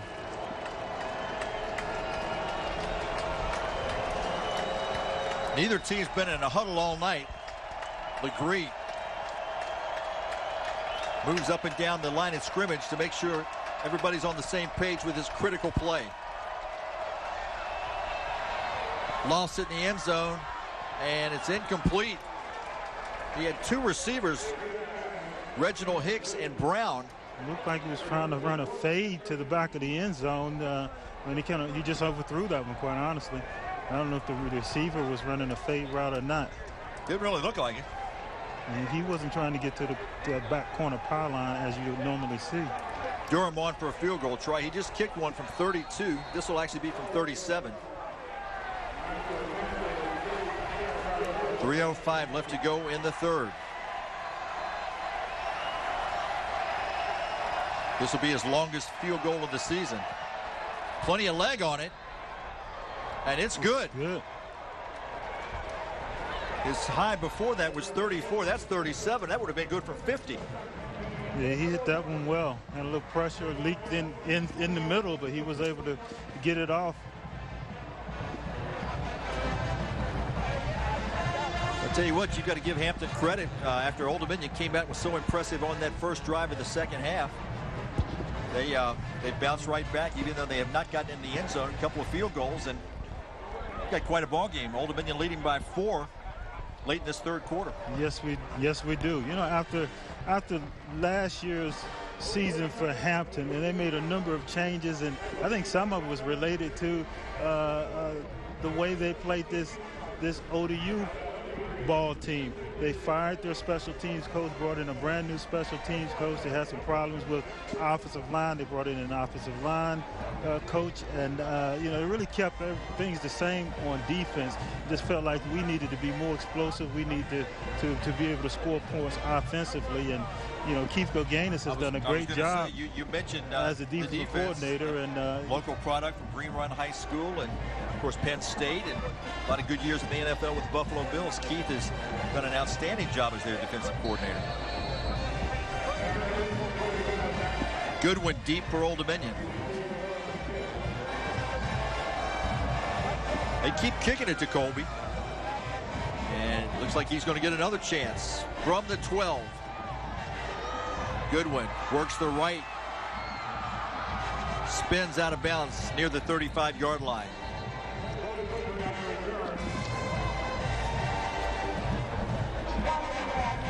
A block in the back, though, against Hampton. I'm getting that Old Dominion, I'm sorry. You know, you take away that first drive for Old Dominion in the second half, and almost this entire third quarter has been played in with Hampton having the football and moving toward Old Dominion territory. This Hampton team has played well. I don't think it's a surprise to Coach Bobby Wilder. Listening to him on his coaching show, I mean, he felt like this is a very talented team, and he was praising Legree from the get-go, and I can see why. Two backs alongside DeMarco. And they move Pinkard to the other side of the formation.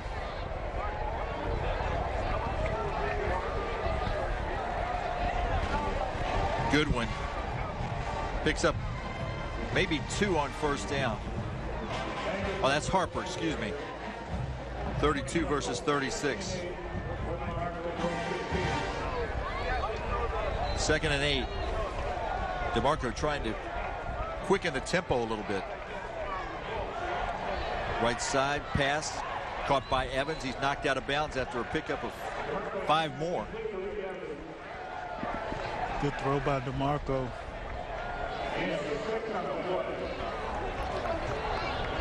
It'll be 3rd down and 2.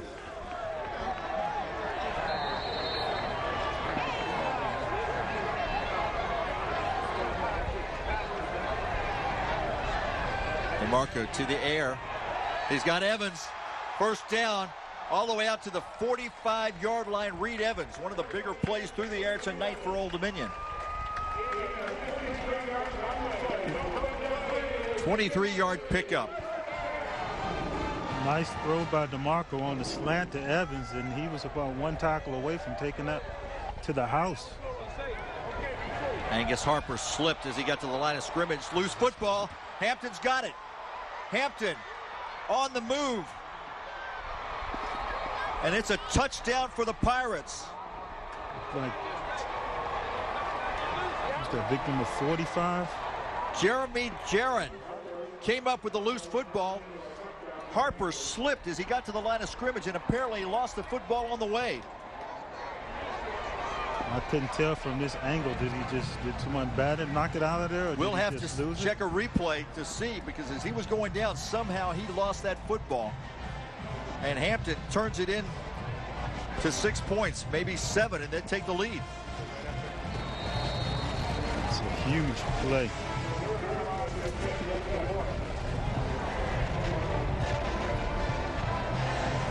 Point after try up, and it is good. So Hampton has scored 13 unanswered points. And a shocking development for Old Dominion. They now trail it 27-24. We're going to take a look at what happened on that play. You see Harper slip. He lost it before he started to slip. Yes, he did. I don't think he ever got a good hold of the handoff. A nice heads-up play by, who's that, Jeremy Jaron? Jeremy Jaron takes it the distance. Being alert to scoop the ball up. The second turnover of the night. And those turnovers has resulted in 10 points going the other way for Hampton.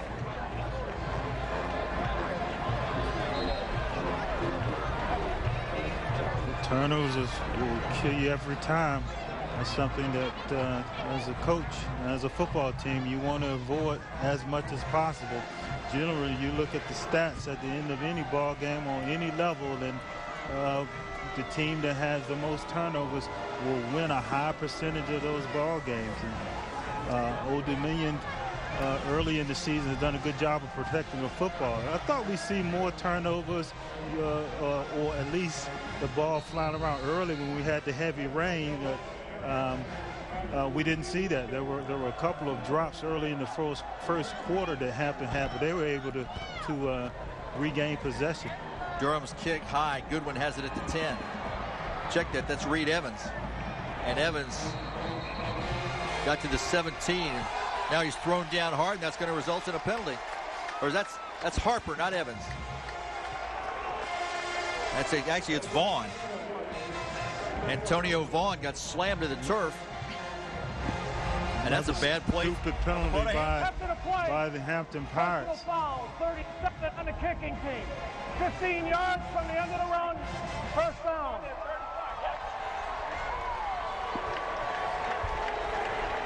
Let's see, they had a smaller guy in Vaughn. Okay, he's down. He's still down. Now they blow the whistle, and then they throw him down. There's really no reason for it. His momentum has stopped. The whistle was blowing, and the defender continued to just try to wrestle him to the ground. First and 10, Old Dominion from their own 35. DeMarco. Colby Goodwin going to lose a couple on the play. Nice hard tackle by Dustin Root. That was a good one-on-one tackle by Root. And a tough guy to bring down in Goodwin. Second and 12 for the Monarchs. Clock moving. 1:25 and counting remaining in the third quarter.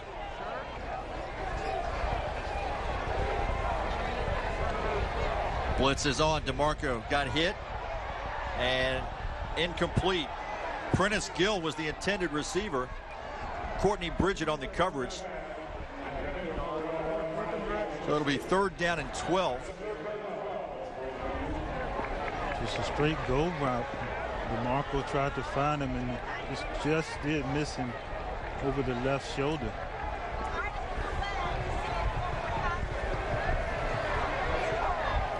Big play for Old Dominion. This is Goodwin. He gets across the 45. So he'll pick up 3, maybe 4 on the play, but with 1 minute left in the quarter, Monarchs are going to have to punt it away.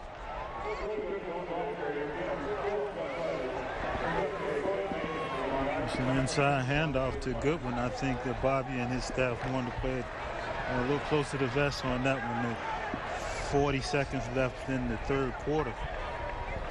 Now, Plisco nearly had one block last time. Hampton looks like they're going to drop off at least one man. Monarchs are going to use as much clock as they can, and finally it's down to 2 as one of the weaker kicks for Plisco. It's low and bounces. Does take an Old Dominion roll.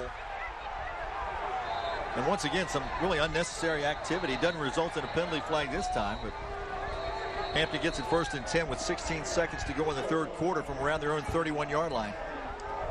I think they're rattling Plisco just a little bit. He's expecting a punt rush, and they're not giving it to him. They're stunting and moving around, acting as if they're going to rush and then setting up for a return. But this is kind of uncommon for Plisco, who's one of the better punters in the league.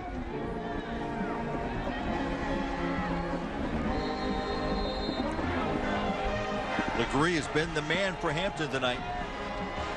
He certainly has. He's been the leader. He's been able to hurt him with both his feet and with his arm, but probably more so with his feet and just running the football and both just keeping plays alive. Option outside that time to Schwartz. Not a whole lot of activity on that play, or not a whole lot of progress on that play for Hampton. They'll give him 1 yard, 2nd down and 9. And with that, we come to the end of the third quarter. Kind of back and forth. Old Dominion started off strong early. Hampton finished strong late. And we've got a 3-point ball game as we head to the fourth quarter right after this timeout.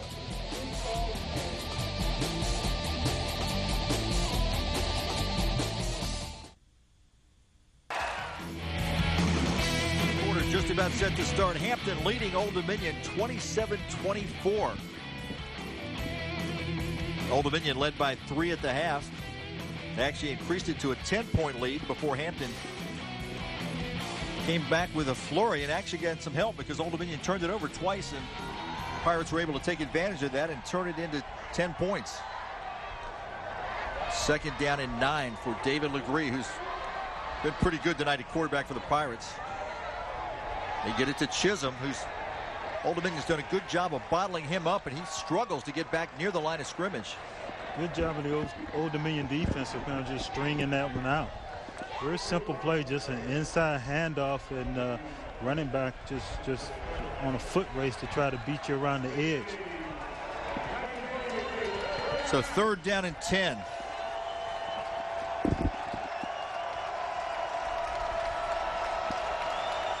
Legree's rushed for 48 yards himself. He's being troubled. Shakes one man, he's got his receiver open. Good move to buy some more time, but he'll still be well shy of the 1st down. Pass completed out there to Jeremiah Schwartz. So it'll be 4th down and 5. Good job of bringing pressure with just the front 4. And they did a good job of containing Legree, not letting him get outside of the pocket. Evans at his own 25-yard line. He's got 1 punt return tonight for exactly 1 yard.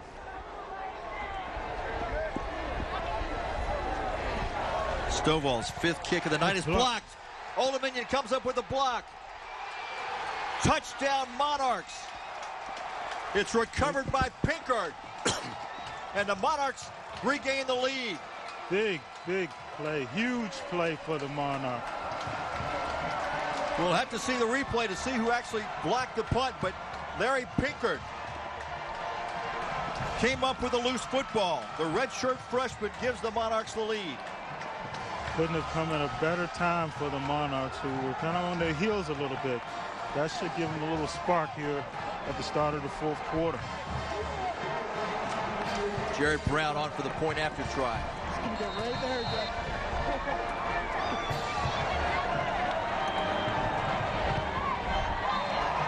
Brown booms it through. The Monarchs back on top by 4, 31-27.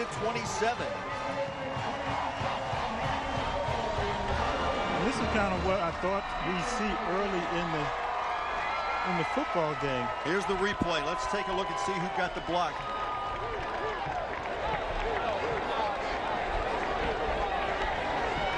.56 on the block. That was James Faircloth.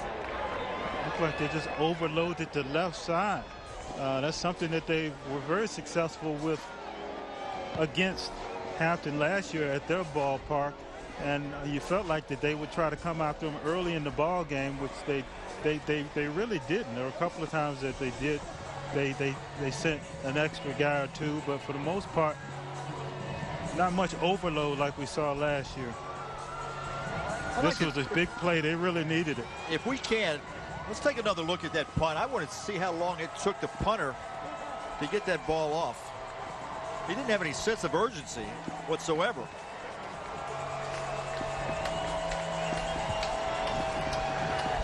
Let's see, Stovall. He took a couple of quick little steps there, then went off to the side. Steps, and it looked like he tried to kick it away from the overload side, but wasn't able to.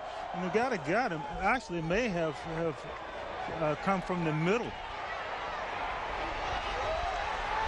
This is Washington. And another big hit out there by the Old Dominion special team. Looked like Eric Lewis Lewis getting up very slowly. And Nick Mayer's also there. Timeout on the field, 13:22 to go in regulation. Old Dominion back on top of Hampton, 31-27.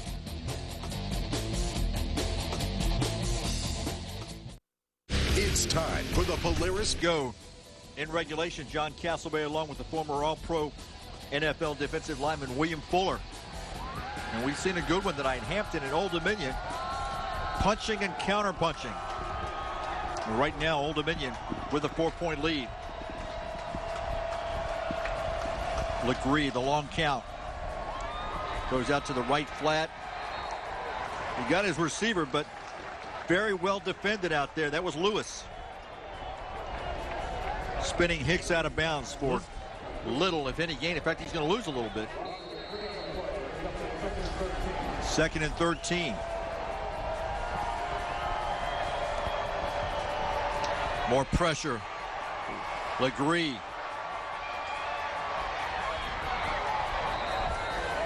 Boy, you talk about making something out of nothing. He certainly did it right there. Isaiah Thomas on the catch. Pickup of 11 on the play. But let's see what the flag's all about.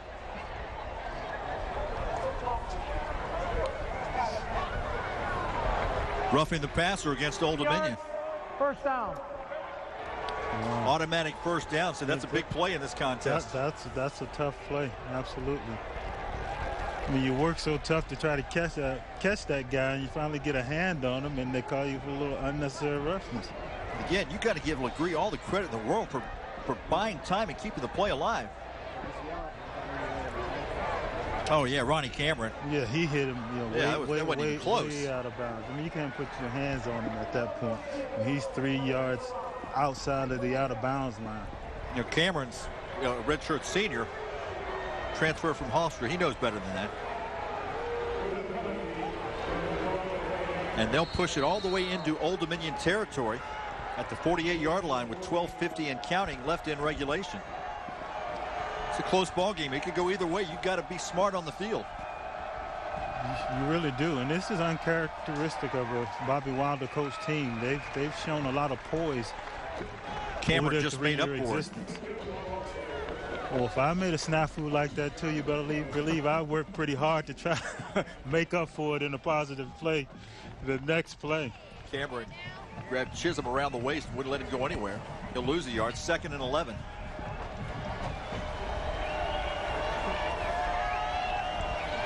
Legree this time fakes the give. Here he goes. Incomplete. He's trying to get Javaris Brown, overthrew him. Your secondary has done a pretty good job of, staying with their man. When you look at how much Legree has been able to buy time and break outside of the pocket. And initially, they're doing a great job in coverage. It's when he's running around trying to create that they've had problems. And I'll tell you, Legree, what impresses me about him is when he's scrambling, he's still scrambling, looking downfield to throw the ball. He's not scrambling immediately just to run or have that panic look on his face. I mean, he's still trying to hurt you with his arm, even when he's running outside the pocket. 3rd down and 11. Receiver open. First down. Isaiah Thomas inside the 35-yard line.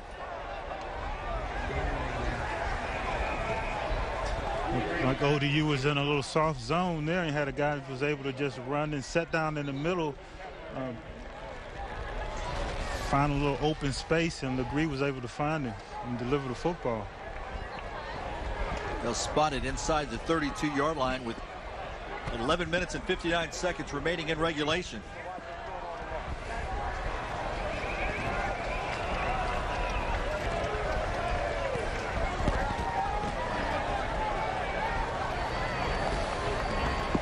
Yeah, they actually have.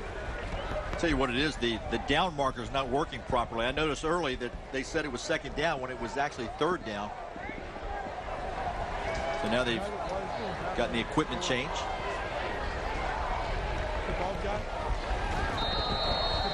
First and 10 Pirates from the Old Dominion 32. The team that has the ball last may be the team to win this football game. You're exactly right. Track meet here.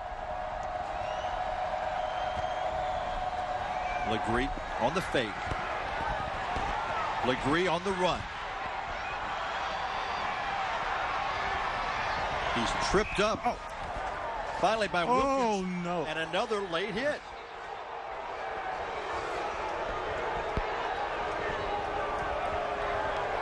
We'll get a chance to take a look at it. Wilkins had actually made the tackle. I know it's frustrating to After the play, chase this number guy. 6, personal foul. Late hit. You do all that hard Number work, 6 on the defense.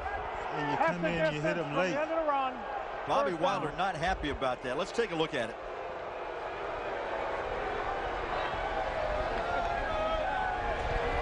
Alex Arain, but you know what? I don't know that from that angle, it didn't look like He certainly brushed didn't him use more his than head. He anything. wasn't trying to torpedo him. It looked like he was trying to fall and get out of the way and just happened to fall into him. And the guy was moving. I'm not sure about that call at all. And that's a big walk-off. You got it all the way down inside the Old Dominion 15 with 11:25 remaining.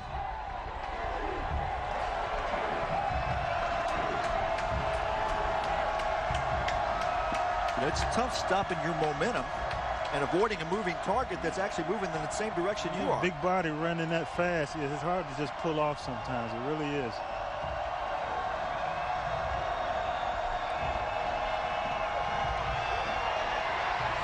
Legree, little running room. Knocked out of bounds around the 10-yard line by Carvin Powell.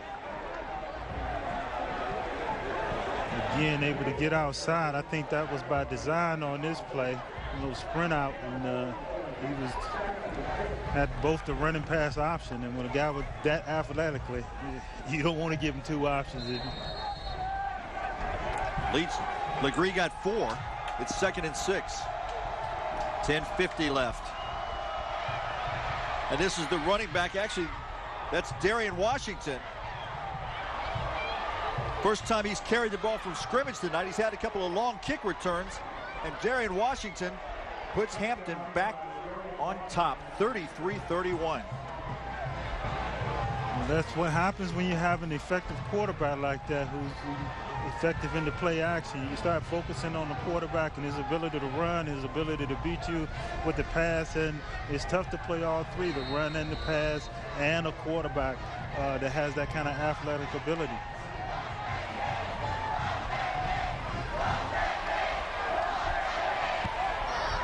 Point after try, up and good. But clearly ODU feels like they can attack the edges on this. Excuse me. Hampton feels like they can attack the edges on this ODU football club. And Washington has got the speed to get around that corner.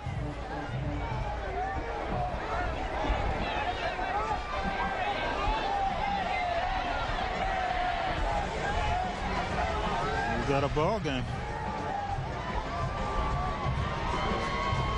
Tell you what, the scoreboard's gotten a workout tonight. It's gone back and forth. We've had at least a half dozen lead changes. Coming into the contest, I mean, both teams were, defensively were holding opponents, as we said, right around 17, 18 points a game, and it was Old Dominion's offense that, was the more prolific offense in averaging 40 points a game. But tonight, Hampton has exploded offensively.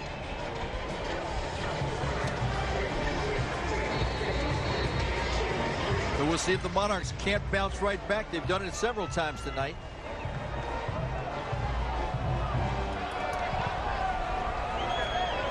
Short kick, Goodwin. Slipped at the 14, maintains his balance. And he's tripped up across the 30-yard line. Nice tackle by Isaiah Thomas. We've got a timeout on the field.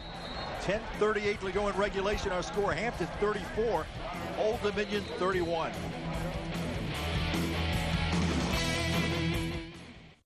1986, the destination for discriminating car buyers has been Select Auto Imports, home to over 150 of the finest certified pre-owned luxury imports priced up to $10,000 below book value. Hand-picked Mercedes, BMWs, Jaguars. Back at Foreman Field at SB Ballard Stadium on the campus of Old Dominion University. John Castaway along with William Fuller. And not the crowd we're used to seeing here because of the rainy weather for much of the day. But they missed a good football game. The ones who weren't here is Angus Harper runs straight ahead behind that big offensive line. Old Dominion trailing Hampton 34-31 as we've got under 10.5 minutes left to go in regulation.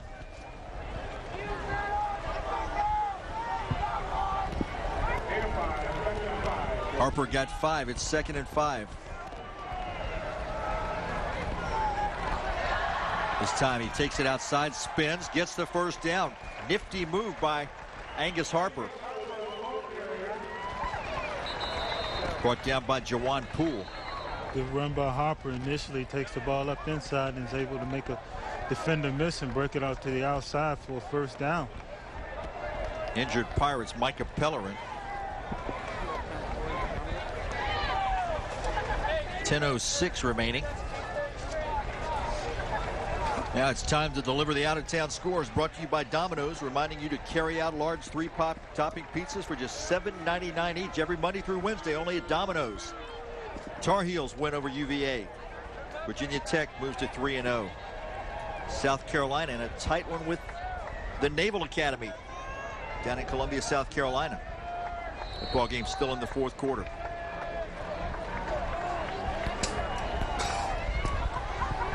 DeMarco keeps it for the first time tonight. DeMarco slides near midfield, picks up 5, and that's a smart move by DeMarco, getting down. Now, you want to win this football game, but you want to make sure your leader on the field is ready to go next week in the CAA. Well, there's really no need for him to take any unnecessary hits, but yes, you want to see him get down. You'd like to keep this guy around for the rest of the year. Harper bulls his way for 4. Jameer Curry on the stop. Actually, they'll give him 3, so it's 3rd and 2 with 9:18 and counting left in regulation here. Harper has the first down. It's finally gang tackled. Justin Blake, one of those who hit him for the Pirates, but an important first down for Old Dominion as we approach 9 minutes left. Nice, tough, hard running, inside running. 3 receivers left, 1 right. Pass off the hands of Vaughn. Incomplete. It's 2nd and 10 with 8:56 to go. So to get a little quick screen on the outside. He had plenty of running room if he was able to make that catch. There was quick pressure. Hampton had a blitz on. DeMarco standing in midfield. Straight ahead to give to Harper. Actually, that's Goodwin. Might have gotten a yard. It's 2nd down. Actually, 3rd down and 9. And this is a big play. They may be in 4-down territory, as a matter of fact. DeMarco to Goodwin, left flat. Goodwin beats one man, gets a block, gets knocked out of bounds, but I think he's about a yard short of the first down as Courtney Bridget bumped him across the sideline. Great effort by Goodwin. Be interesting to see what Coach Wilder does on it. Looks like they're going for it. He's going for it. 8:21 in the 4th quarter. Quickly to the line of scrimmage. DeMarco right flat. Reed Evans. First down and more. Good job. I like that throw by DeMarco. That was a long throw across the field. Delbert Tyler, the linebacker, couldn't get there in time. 1st and 10, Old Dominion from the Hampton 28.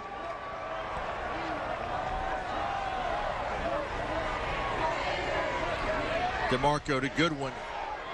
Goodwin still on his feet inside the 25. He got nailed hard by Tyler again, but not before he picked up 5, maybe 6. Clock still on the move, 7:40 and counting.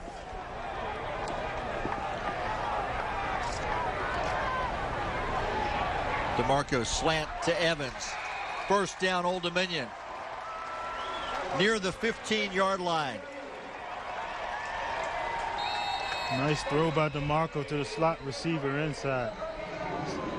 Starting to see a little bit more pep in the step of this Monarch football team. And Hampton realizes that. They're going to take a timeout and try to slow down some of that momentum. First timeout of the half used by the Pirates. Now, this has been a heck of a football game with all kinds of lead changes. But as we look ahead to what Old Dominion is going to face from this game forward, they go to Delaware next week. Then they come back home to play Massachusetts on October 1st, a game that we'll bring to you right here on Cox. Then they visit Rhode Island, host Towson, go up to Philadelphia to play Villanova, and then that last stretch, wow. Hosting James Madison, JMU, Richmond. Traveling to Richmond. I checked that, hosting Richmond, and then traveling to William & Mary to finish the season. Welcome to the CAA, baby. And not much doing there for Goodwin.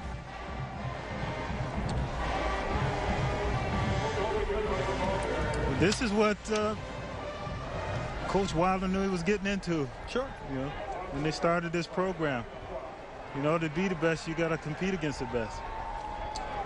Loss of 2 makes it 2nd and 12. DeMarco has to pull it down. Now he throws it away. Kai Blanco was in the area, but he was just trying to get rid of it. And now it's 3rd and 12. Good smart move by DeMarco.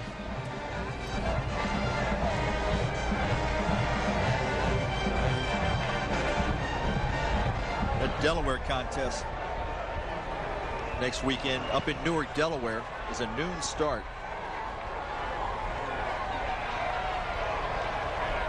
DeMarco looking left. He's going to keep it himself. DeMarco into the end zone. Touchdown, Old Dominion. The Monarchs regain the lead. Great job by Thomas DeMarco on that. Realizing what he had, Hampton decided to bring quick pressure with the blitz. He had guys running with the defenders running with the back towards him, and if he could break through the line of scrimmage, there was an opportunity for a big game. He made the correct decision on that and was able to get the score. Injured player down on the field. Let's see how many lead changes we've had here. First quarter was easy. No scoring at all as we take a look at DeMarco. And you know, DeMarco had a receiver wide open in the middle of the field. I think it was Goodwin. Okay, he sees there. Now watch, he's got Goodwin right there. Instead, Goodwin ends up and just a little screen block there. DeMarco had nothing but green turf in front of him, so why not? Great decision on that. Don't know if he felt like Goodwin may not have had the opportunity to get in the end zone, get the first down. But for whatever reason, it worked out well. He tucked the ball and decided to take off. There's the schedule that we need. Awaits the Monarchs starting next week in Delaware. Delaware, a top 20, actually a top 10 team for Delaware right now. William & Mary also began the season as #1 in the country. They, of course, lost up at UVA. I think you have somewhere around 6 of the teams from the CAA are in like the top 25 of the FCS. So that's kind of what they're about to embark on. And it's going to be tough moving forward. But as I said earlier, to be the best, you got to play against the best, and you have to beat the best. And I think this is a good test for them tonight. Understanding that, hey, you know, we've had a lot of success in the last 2 years, leading on to this year, basically, what, 19-5 coming into this ball game. And we're going to get the best effort from everybody that we play. Now, you know, you're going to have these guys now coming from the CAA who, you know, they're going to come and they're going to try to bring it to you on every play. And they don't care about how successful you were or the best startup program in 2 years. You're going to have to be ready to play every week. That's right. And as I said, this will be a learning experience. They're getting a great effort from this Hampton Ball Club, and I mean, this game is far from being over, but I think you can expect to see games like this on a week in and week out basis as they move forward with league play. Out-of-town scores you just saw brought to you by Domino's Pizza. Reminding you to carry out large 3-topping pizzas for just $7.99 each. Every Monday through Wednesday, only at Domino's.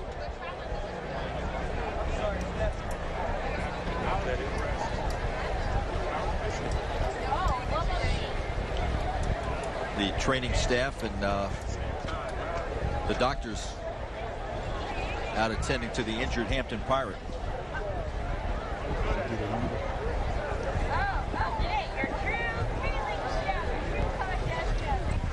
Of course, the Pirates, who very much in this football game, they'll get back into MEAC play next week. They travel down to Bethune-Cookman, a team that was picked second in the MEAC. And they take on Princeton in a little bit of an unusual scheduling situation. Then the Battle of the Bay, they'll travel to Norfolk State, North Carolina Central in Hampton, then go to Savannah State, a newcomer to the MEAC, and finish up with Howard, Delaware State, and Morgan State. So really, when you look at Hampton's chances, they've got a tremendous chance to win the MEAC this year after getting that big win over Florida A&M last week. That was a huge win against Florida A&M, and this is an improved ball club.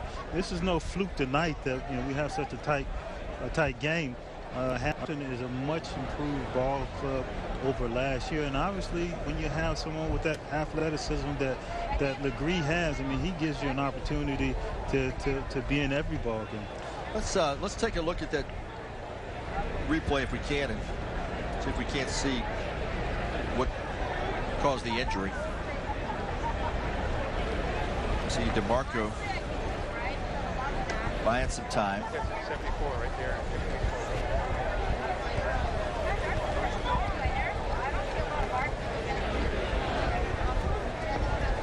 To see who that is, might be Jameer Curry.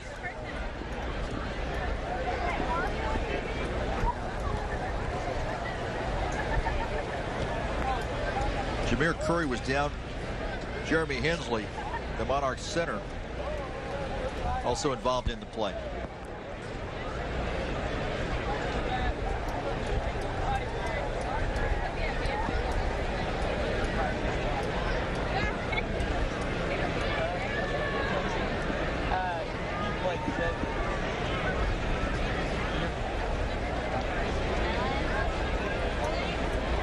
In case you just joined us, we began the evening in very steady, chilly rain with wind involved.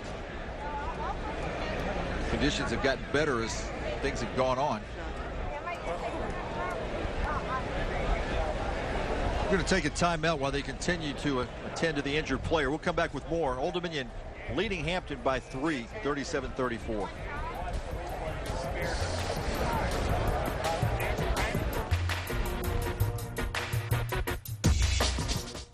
Right now we have one coming up, so that's a good review. Pizza Tracker lets you track your order at every stage on Domino's.com, and it lets you leave a well, and very. We are back. The injured player Jameer Curry for Hampton University being carted off the field. We certainly wish him well, and very important and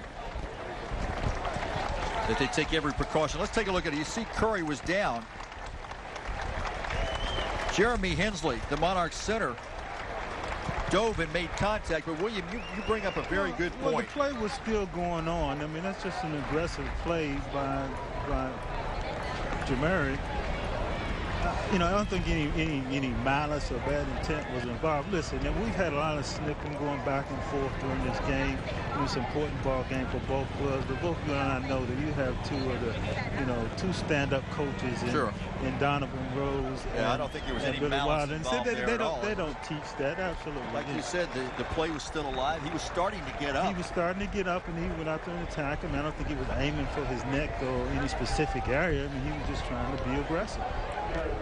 Brown on for the point after try. Big point after. It makes it a 4-point ball game. And I think they blew the play dead. Somebody either jumped for Old Dominion on the left side or crossed too early for Hampton. And of course the other side of that is the fact that, and rightly so, because of all the publicity lately, because of the concussions and blows to the heads, and certainly football at all levels, they've taken precautionary measures, changing the rules and that kind of thing to try to make it a safer game.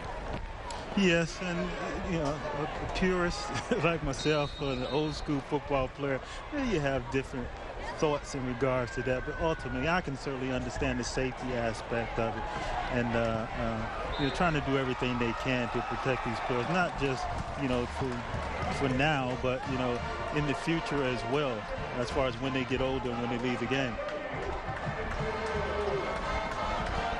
Point after try by Brown is good, so it's 38-34.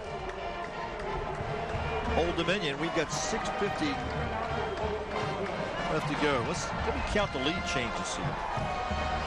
All right, we had 7-0 Hampton, 7-3. Then it went 14-3 Hampton, 14-10. Old Dominion crept closer. Then Old Dominion took the lead at the half, 17-14. So there's one. Monarchs go up 24-14. Hampton field goal makes it 24-17. Then Hampton, another field goal, 24-20. Then Hampton takes the lead at 27-24.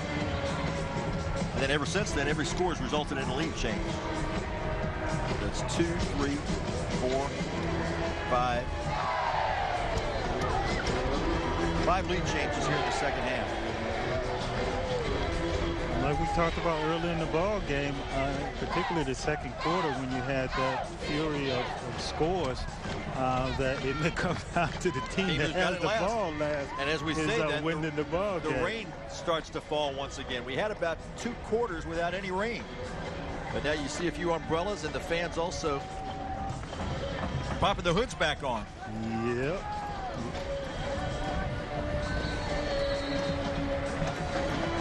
We've had a block punt for a touchdown tonight. We've had a fumble return for a touchdown tonight. This game has not lacked for excitement or total yards. Washington, who scored the last touchdown for Hampton, the long cross-field return all the way out to the 40-yard line. There's some good athletes on this Hampton ball club. On that play, that was really just Washington making a play. It looked like the return was set up for the right side, and he started right and went left, and just with outstanding speed, was able to bring the ball all the way out to the 40, giving Hampton a great starting position. And David Legree doesn't need a whole lot of head start either. As much time as he's bought tonight and as effective as he's been throwing the football. He's really impressed me with his athleticism, with his decision-making, as far as being able to throw the ball when there's something there, tuck it and run when there's nothing available to him. Straight drop for Legree. Pass across the middle. Caught. Fumble. Old Dominion got it. The pass was caught by Isaiah Thomas. And after the tackle and the hit, the fumble, Paul Morant may have gotten it. Morant, the sophomore. Let's see who made the hit. Thomas made the catch. Coming up from behind, that was Edmund McClam. That was one of the defensive linemen. That's why they always teach you to chase the ball. Those little 6-yard passes, defensive linemen are able to start rushing the passer. Once the ball is thrown, turn around and run and chase the ball carrier. In a lot of cases, he never sees you coming. You had an opportunity to rip that ball out and create a big play like you did on this one. Goodwin's going to lose 2 on that play. 2nd and 12.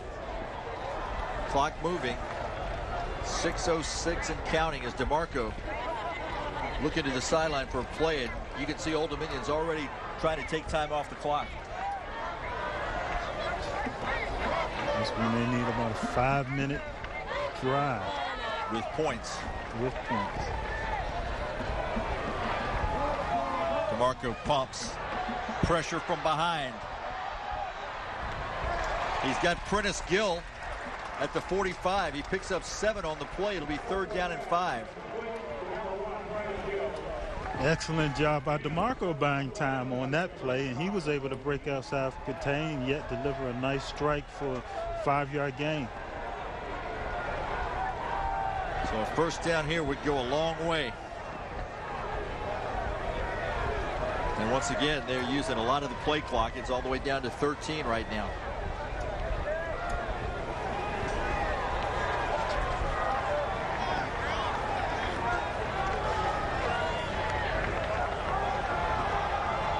Goodwin has it. He's going to be stood up and driven back. He'll be at least 2 yards, maybe 3 yards short of the 1st down. He was met by Jawan Poole and several of his teammates. So 3rd down and 3. There are times whenever you see Old Dominion go for it. I don't know that this is one of them. 4th and 3.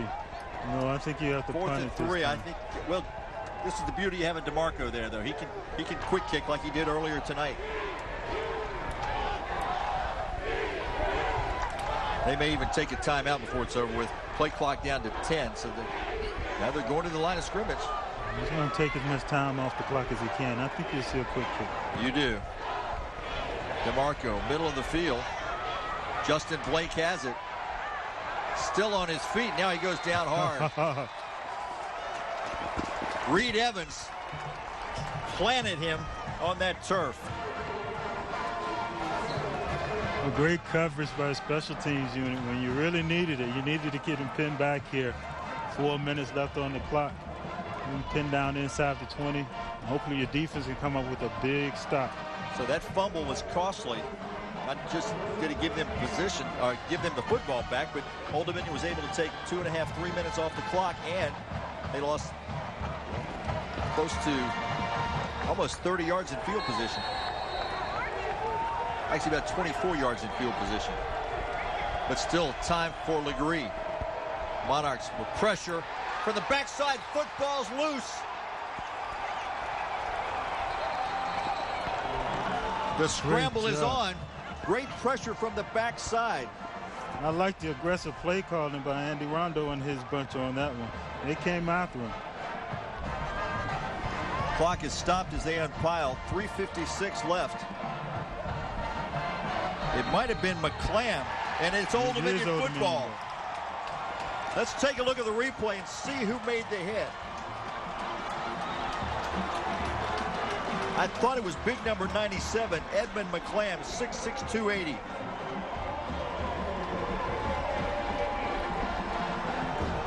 Yeah, it's McClam. McClam. And then we may never find out who got the football from the replay. But that was a big play. Now, that's what I was talking about earlier. When you go in at these quarterbacks, you bring that big chop arm and try to rake down and cause a fumble.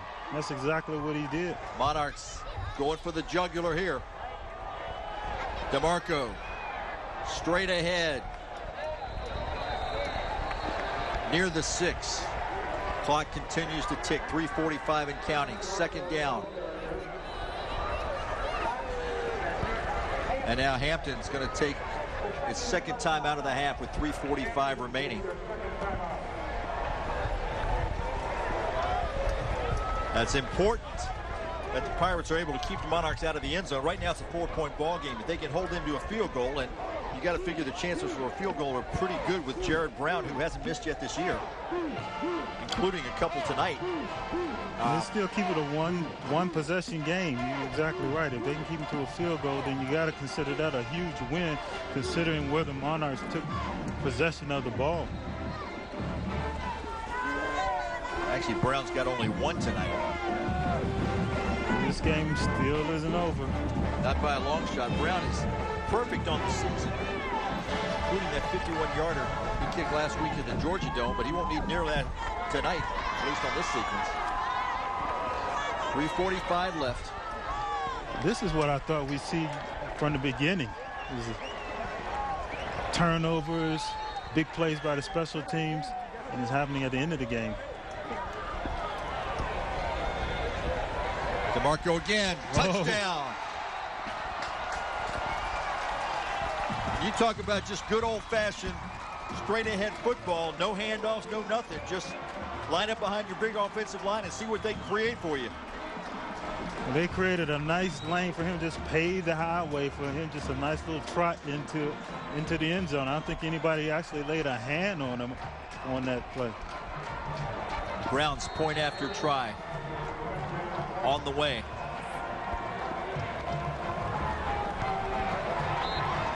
Right down Broadway where that went. So the Monarchs with a 45-34 lead. Only 3:41 remaining for the Hampton Pirates. And you're right, I don't think he got touched, William. So DeMarco scored 2 here in the 4th.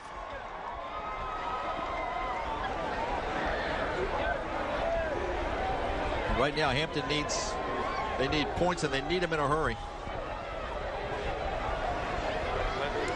There's no time for ODU to rest on their laurels there, especially with what we've seen from David Legree tonight. I mean, he's certainly a guy that can make some things happen and happen quickly, you know, both with his feet and with his arm. I mean, he's shown a lot of poise back there, and again, this game is definitely not over. I don't think that Bobby Wilder's comfort level is in relaxed mode yet.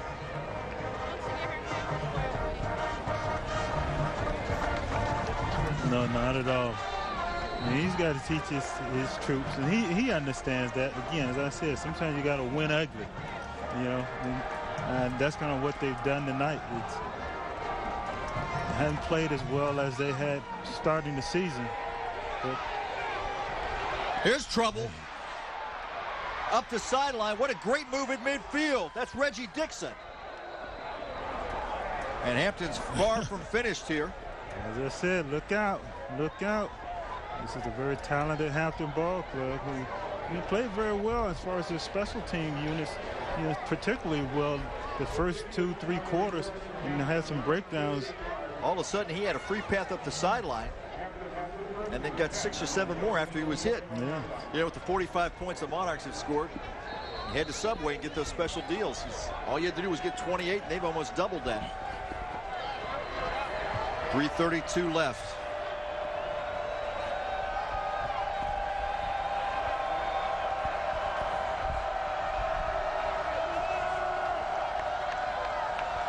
Legree with time. Now they finally get to him. McClam again. Good job. Was that the second sack from McClam? Chad King was there to help, but I think McClam did most of the work. And here's when you got to love it as a defensive end, defensive tackle. Here's your opportunity to get to rest the quarterback, pad your stats a little bit. 3 minutes left.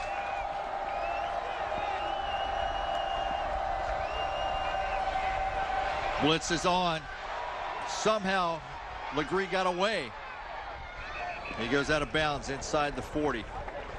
Craig Wilkins there to make sure he stayed out of bounds. The ODU has decided to bring pressure by bringing 5 men, four down linemen, and bringing another linebacker on the blitz. But again, you let Legree get outside and break contain, he can make some things happen. 3rd down and 8.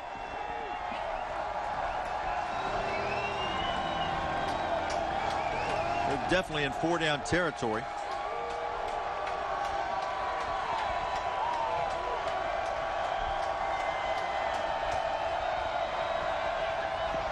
Throw across the middle, trying to get McCain.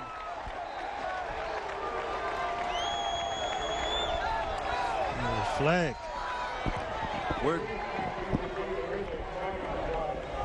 Patrick Young lowered the boom on McCain.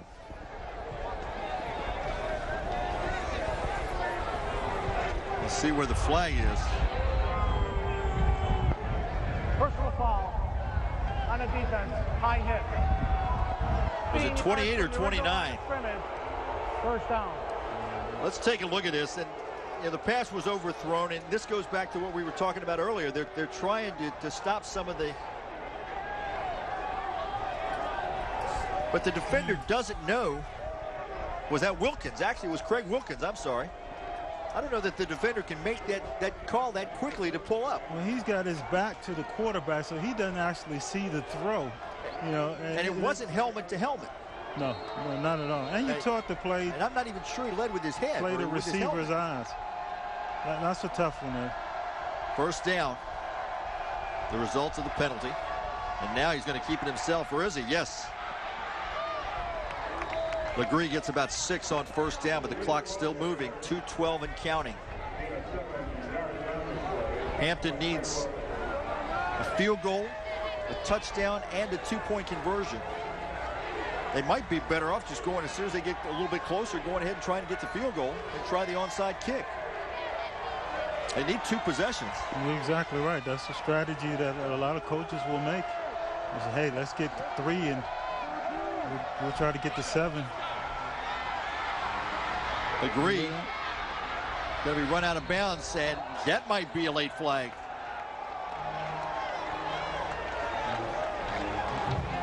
He's okay. Legree run out of bounds around the 10 by Alex Arain. Now Bobby Wilder, and Arain was actually the one who got called for a late hit earlier. But that one, I don't think he couldn't have avoided the earlier one. That one he could have. It looked like he had a little more time to peel off on that one. First and 10 from the 11 for the Pirates with 1:41 left. Let's take a look at the great athleticism of David Legree, and let's see where the shove actually occurred. There was no flag.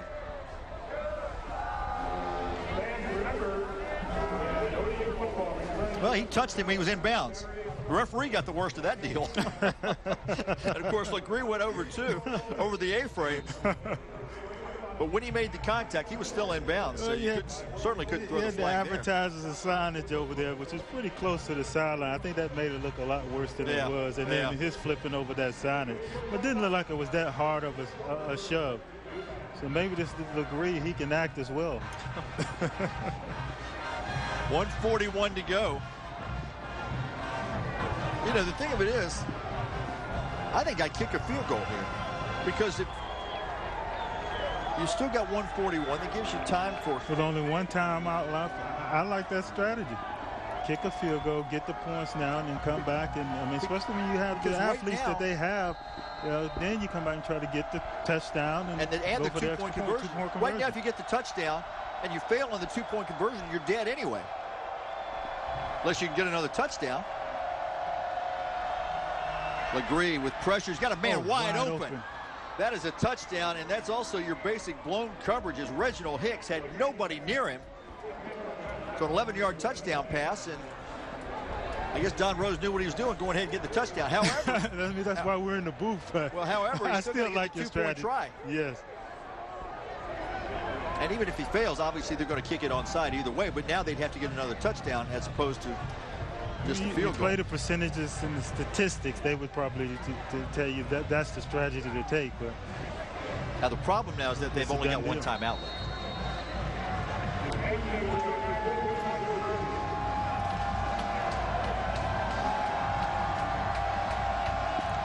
Legree, I got to believe he's going to call his own number. Straight drop, and the whistle blows. And more extracurricular activities. J.J. Williams got shoved. one of the Hampton Timeout. offensive linemen. Old Dominion. Old Dominion took a Their timeout. second charge timeout.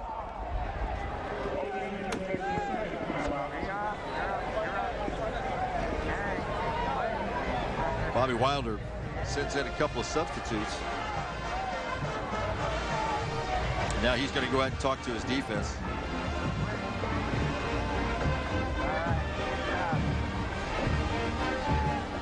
This game certainly has had a little bit of everything in it.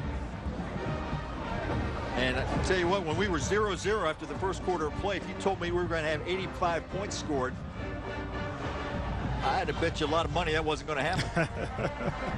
I wouldn't have taken you up on that bet. I totally agree with you. It just didn't look like, you know, either offense was in sync. The defenses seemed to have the upper edge, although there was movement kind of between the 20 to the 20.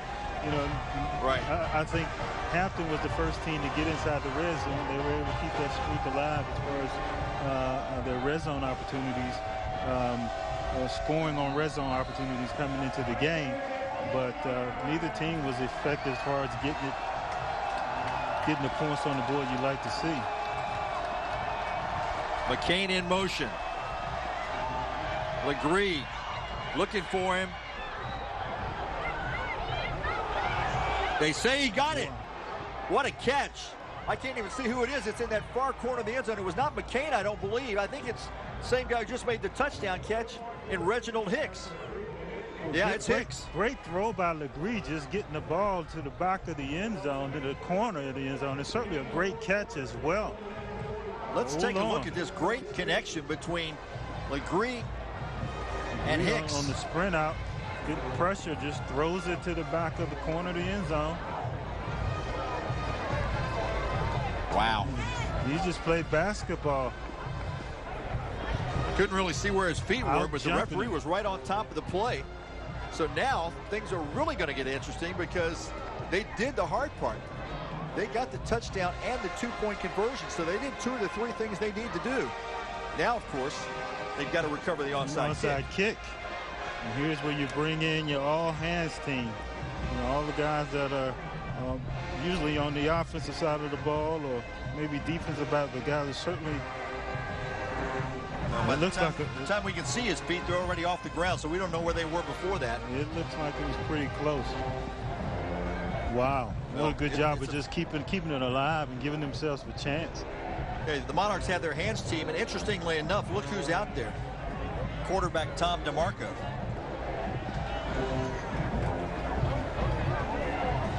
Well, he's certainly a good decision maker as far as deciding whether to go up for a ball or I don't know if he'll be one of the up front man. I don't think I'll put him as an up front man. I don't know. I mean, I know he's got great hands, and I know Bobby Wilder wants that football secured, but I'd hate to get DeMarco out there and get him involved. All right. Now, he may be on that second line. We'll see.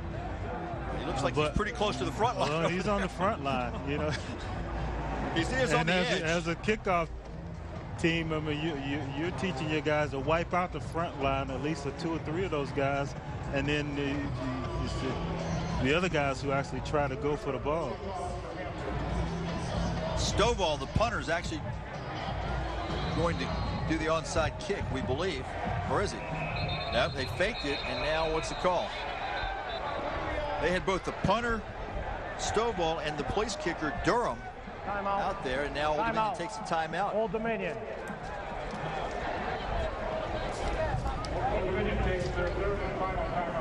A little bit of different strategy employed by Don Rose. They have both kickers out there. They both approach the football, and one of them has to obviously back off. But at least the team that's going to be receiving it doesn't really know which direction it's coming from. A high percentage of the time, I don't know exactly what that number is kicked to the side where you have the most players that are trying to recover. Now, remember they changed that rule a couple of years ago. They used to be able to load everybody up on one side. Oh, yeah. Now you can't do that, but you'll see them kick it to the weak side sometimes. Yeah. I would think that the percentages are more favorable to you kicking it to the side where you have the most players.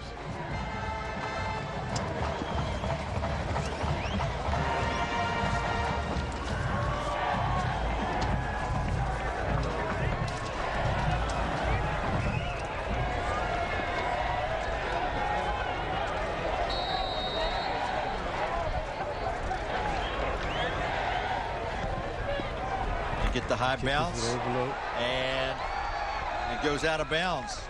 And it's going to be Old Dominion football.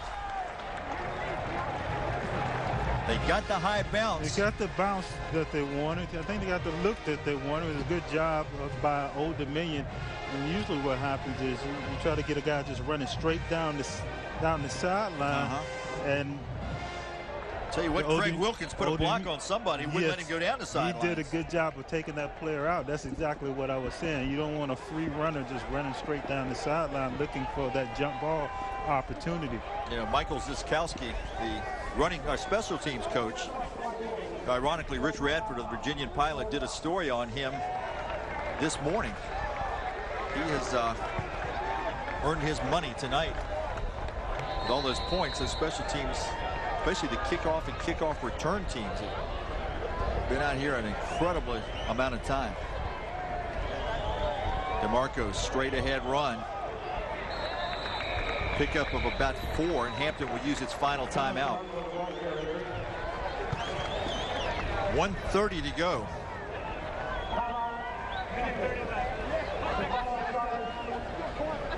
All right, if we do the math here, William.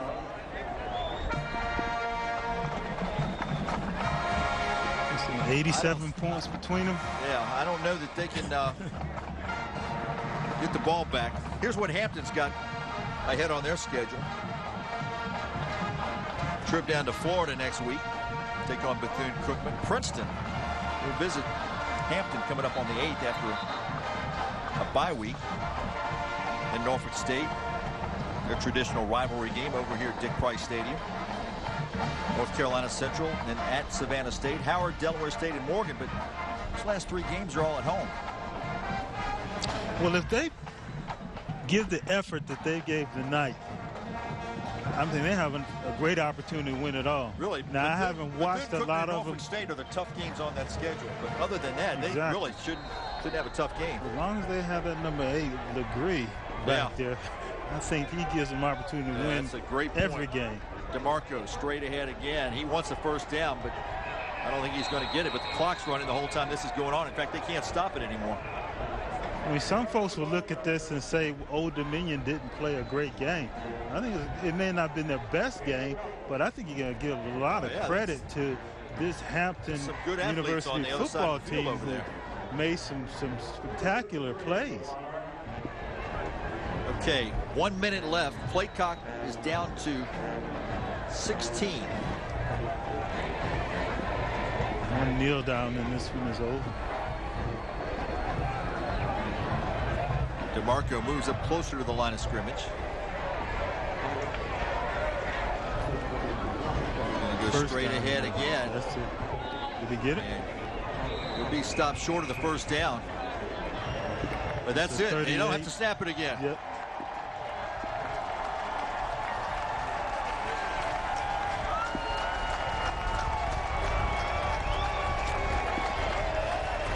So they were able to do the computation correctly. They had 3 seconds difference, so they don't have to snap the football. Monarchs move to 3-0 on the year. Hampton falls to 2-1.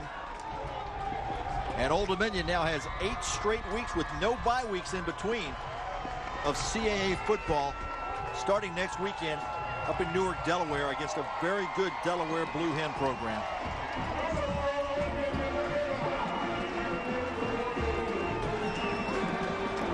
Our final, Old Dominion 45 and the Hampton Pirates 42.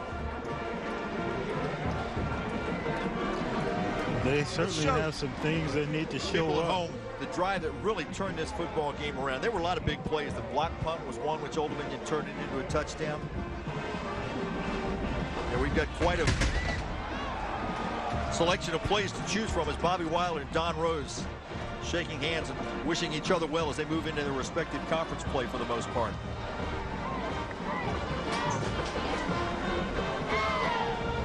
Old Dominion gets its 20th victory in 2+ years with only 5 losses. This is DeMarco.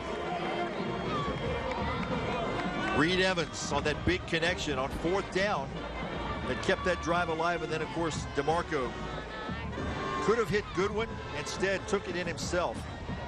DeMarco says, hey, you're not the only quarterback that can run. And then this the big play here is McClam from behind. Blindsided Legree, and then DeMarco from there. Called his own number again.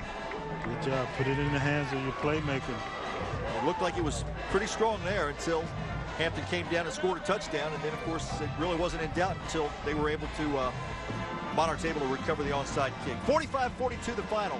Old Dominion over Hampton University. For William Fuller, John Castleberry saying so long. We'll talk to you in a couple weeks. Old Dominion will take on the University of Massachusetts. Good night, everybody.